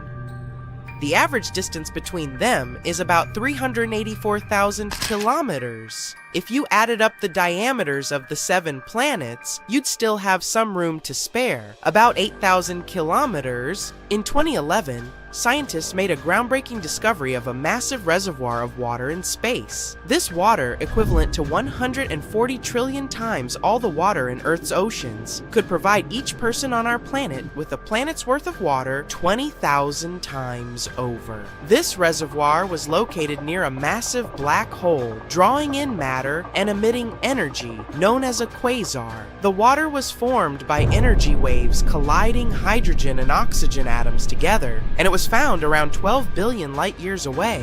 When Curiosity Mars rover snapped its very first sunset pic in 2015, scientists were practically doing backflips from excitement. Turns out, sunsets on the red planet are anything but red. They're actually a stunning shade of blue. According to NASA, the reason behind this phenomenon is that the dust in Mars's atmosphere is like a magical filter that lets blue light shine through while blocking out those warm tones like yellow, orange, and red. Venus is a slow spinner compared to Earth. It takes this planet 243 days to make a full rotation, and it spins in the opposite direction. But even though Venus takes longer to spin around, it zooms around the sun in just 225 days because it's located so close. So, believe it or not, a year on Venus is actually shorter than its day. I chose 12. You might think that the night sky should be full of stars with no dark spaces at all. This idea is known as Olbers' paradox, named after German astronomer Heinrich Wilhelm Olbers. He thought that if the universe was infinite, unchanging, and timeless, then we should see stars everywhere we look. But it turns out that the universe is not infinite, unchanging, or timeless. Edwin Hubble discovered that the universe is actually expanding, and the leftover radiation from the Big Bang tells us that the universe is about 13.8 billion years old. Think of all the birthday candles.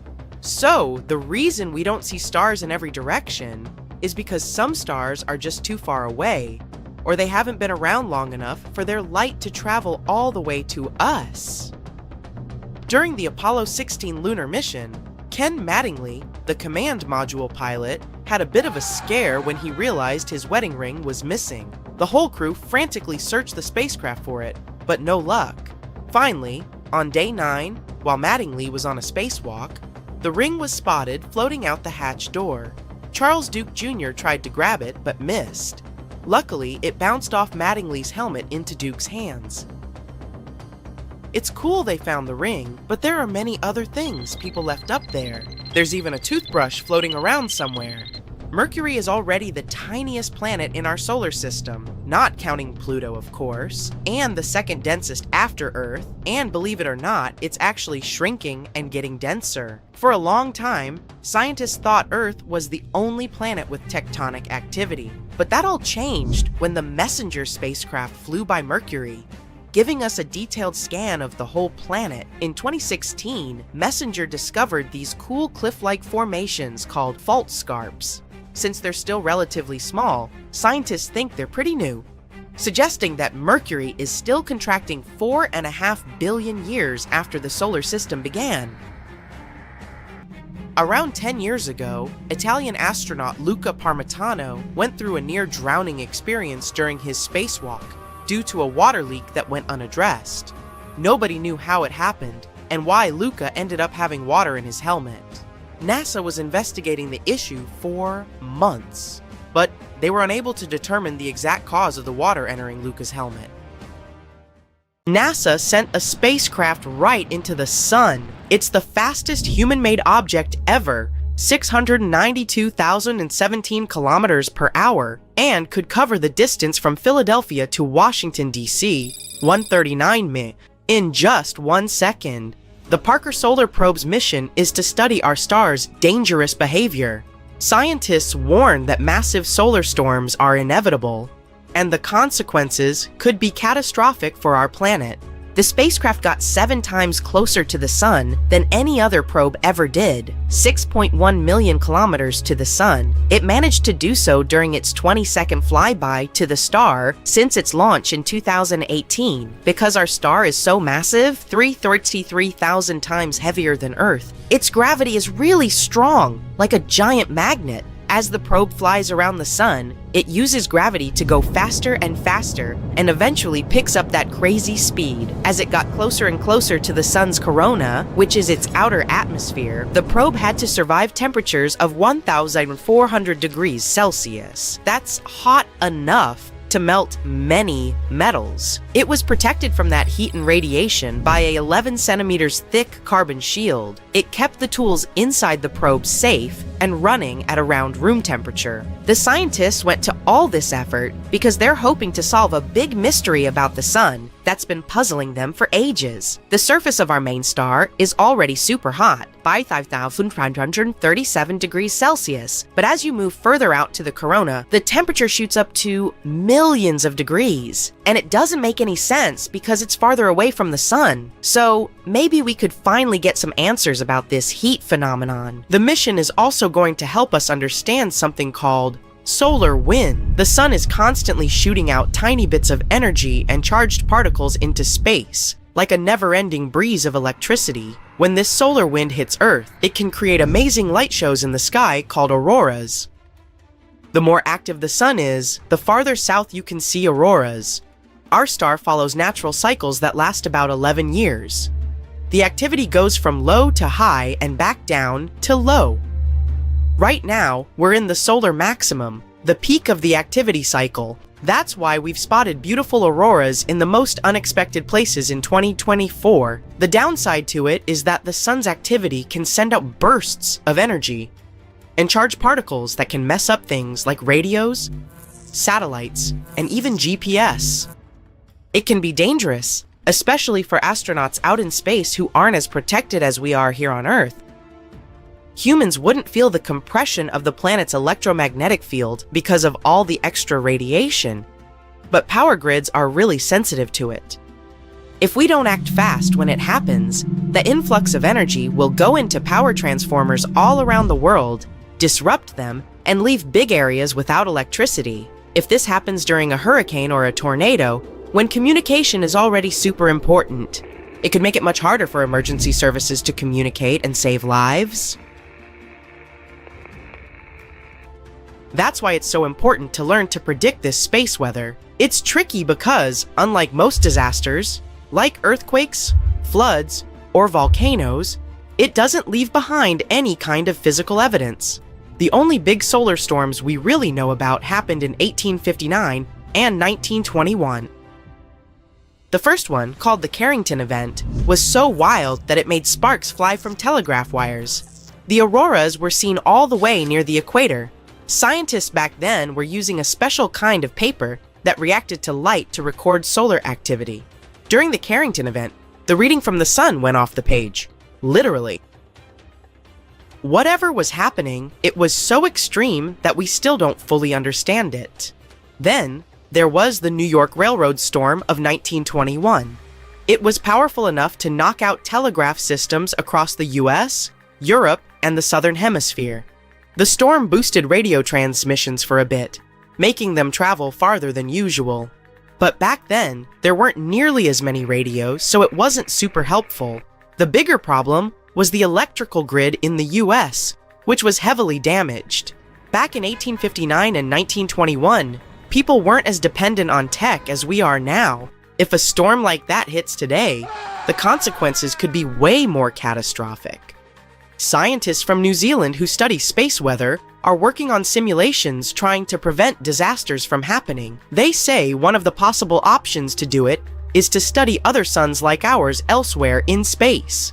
If we get data from thousands of stars, not just one, the picture for analysis would be more complete. So far, scientists have launched or plan to launch several other missions in addition to the Parker Solar Probe, the GOES-19 satellite, 2024, ESA's Solar Orbiter, 2020, the Space Weather Follow-On Satellite, 2025. Meanwhile, NASA is working on another mission, launching Endurance, robotic moon machinery on steroids.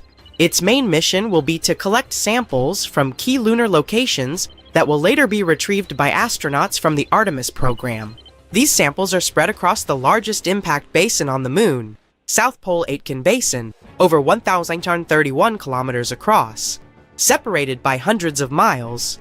To do it, Endurance will have to be way more advanced than Perseverance, NASA's current most cutting-edge rover. Endurance will drive roughly 100 times further, drive 10 times faster, and collect roughly 200 times more sample mass. Endurance would also be the first planetary rover to drive at night, and because it will be on the far side of the moon with limited communication to Earth and surface data, it will have to drive autonomously between sample locks and make its own decisions in tough conditions. When it reaches its destination, it's going to switch to a more classic way of doing things. Scientists back on Earth will get involved directly, guiding the rover to explore the sites and collect samples. The teams on Earth will also keep an eye on how the rover is doing by monitoring its telemetry, which is the data it sends back, like its health stats. If they spot any signs that a part is wearing out or something isn't working quite right, they'll tweak the plan to keep things running smoothly. All this will cost huge amounts of money, probably way more than the Viper moon mission that was canceled after NASA had spent around $450 million on it. While Endurance is in the planning stage, the Blue Ghost lunar lander is already on its way to the moon. Its main mission is research. It will spend 25 days in Earth's orbit, taking measurements and waiting for the right time to fling itself to the moon. After 4 days in transit, Blue Ghost will hang out in lunar orbit for another 16 days to collect more data.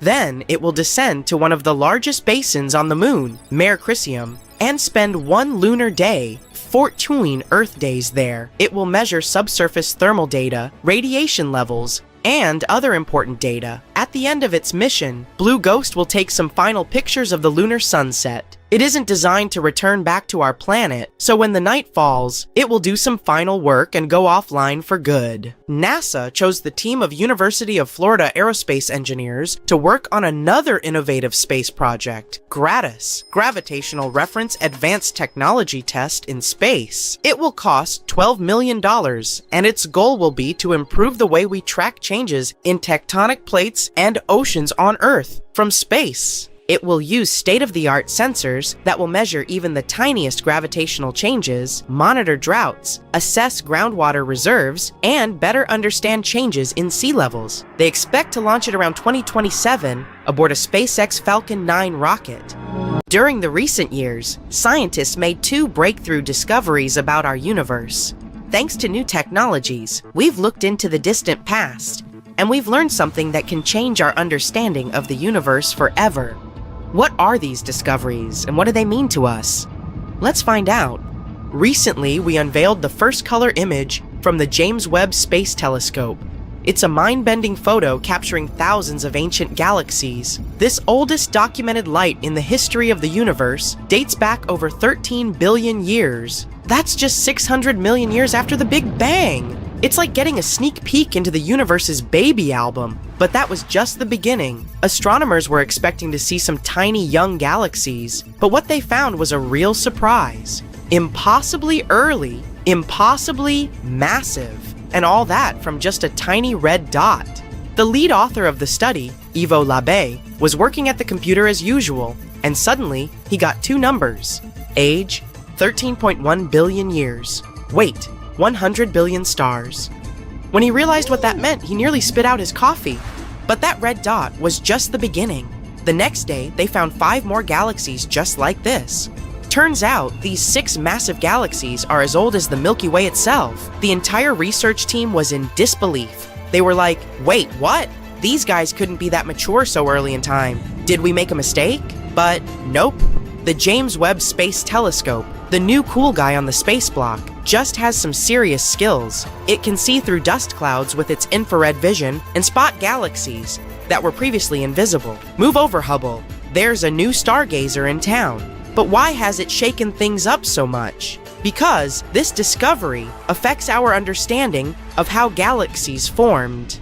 Let's try to explain. A long time ago, 13.8 billion years ago to be precise, our universe was born. It was chilling out for a while, and then it started to form the first galaxies. And these galaxies were full of gas and dust. Eventually, this gas started turning into stars. Some galaxies were more massive and had more stars, and some were lighter and had almost no stars at all. In any case, they all grew gradually. The stars in them were born slowly and smoothly.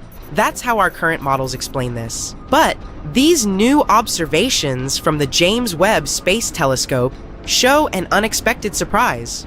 Looks like even in the early universe, our ancient friends had lots of stars. More than what we would ever expect. If that's the case, then these galaxies are like the overachievers of the universe. They skipped the small and gradual growth phase and went straight to being giant universe breakers. According to our current cosmological model, they shouldn't even exist. But they do. So it looks like after the Big Bang, the stars were forming much faster than we thought. As you can see, these universe breakers are really living up to their name, causing a potential total consensus among scientists. The universe was like, hey, I'm about to flip cosmology models upside down. But let's not jump to conclusions. There are many theories that could explain these mind-boggling discoveries without breaking the standard model. For example, maybe the light we're seeing isn't coming from stars at all, but from the swirling disks of doom around supermassive black holes. These colossal cosmic beasts can gobble up matter and spit out a dazzling light show. And James Webb Telescope's keen eye is picking up on these enigmatic accretion disks like never before. Or maybe these galaxies could be playing hide and seek with us. Maybe there's more to the story that we haven't seen yet. After all, the universe is vast and mysterious, and we've only just begun to scratch the surface. And whoa. We really need to slow down here. Before we even try to explain all this stuff, we need to confirm whether these ancient galaxies really are that old. Although even if they're actually just supermassive black holes, it still shows an astounding change. We'll have to wait about a year to find out. One thing's for sure, the James Webb Space Telescope has definitely taught us a valuable lesson. Expect the unexpected. And this is just the beginning of unexpected. Ivo Labé's team wasn't the only one who made such a huge breakthrough. There's also a team that claims that they've unlocked the secrets of the universe's past, and that's worth 2 Nobel Prizes. Move over, James Webb Space Telescope, because this discovery came from an antenna that's smaller than a fridge and costs less than $5 million. Talk about space bargain hunting. The astronomers caught this signal that showed some surprises. It was coming from the earliest stars of our universe, back in the days when they were just beginning to twinkle. Say hi to our celestial ancestors again. Now, the signal was pretty weird. The temperatures were unusually low, and there was a pronounced wave that left astronomers scratching their heads. What could be causing all this? Well, there's a theory. Dark matter may have been at work, and if that's the case, then we can really be on the verge of a great discovery.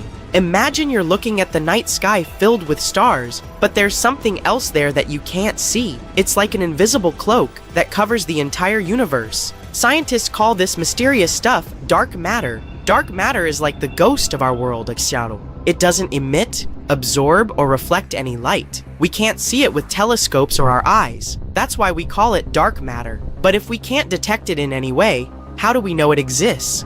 Because of its gravitational pull. One day, we noticed that our understanding of how galaxies were created was incorrect. According to our calculations, they should have been some chaotic gas, but something held them together, turning them into spirals, like some kind of invisible glue. Then we thought, maybe this invisible glue really exists. If the moon was invisible, we would still suspect that it exists somewhere because its gravity affects the tides on Earth. This is also the case with dark matter. Its gravity influences the motion of galaxies and other cosmic objects. In fact, dark matter makes up a huge chunk of the universe, about 27% of it. Moreover, the normal matter we can see, like stars, planets, and galaxies, only make up about 5% of the universe. Scientists are still trying to figure out if dark matter exists and what it can be made of. Some theories suggest that it could be made up of exotic particles that are different from the particles that we're used to. Others think that it might be some kind of weird, undiscovered form of matter that doesn't interact with light at all. Anyway, it's an intriguing mystery, and if we ever confirm the existence of dark matter, our understanding of our world will change forever. So now you can understand why the excitement in the scientific community is palpable. If this discovery is confirmed, then we will get the first real proof of dark matter. This discovery may be even more important than the Big Bang itself because, as astronomers put it, We are made of star stuff, and so we are glimpsing at our origin. But of course, we still have to wait and explore all this in great detail. In science, one should never rush to conclusions. And while scientists study this stuff, we'll be here, on the edge of our seats, waiting for the next space blockbuster to unfold.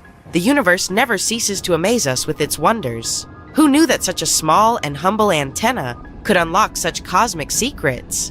It just goes to show that in the vastness of space, even the tiniest discoveries can have the biggest impact. Keep looking up, and who knows what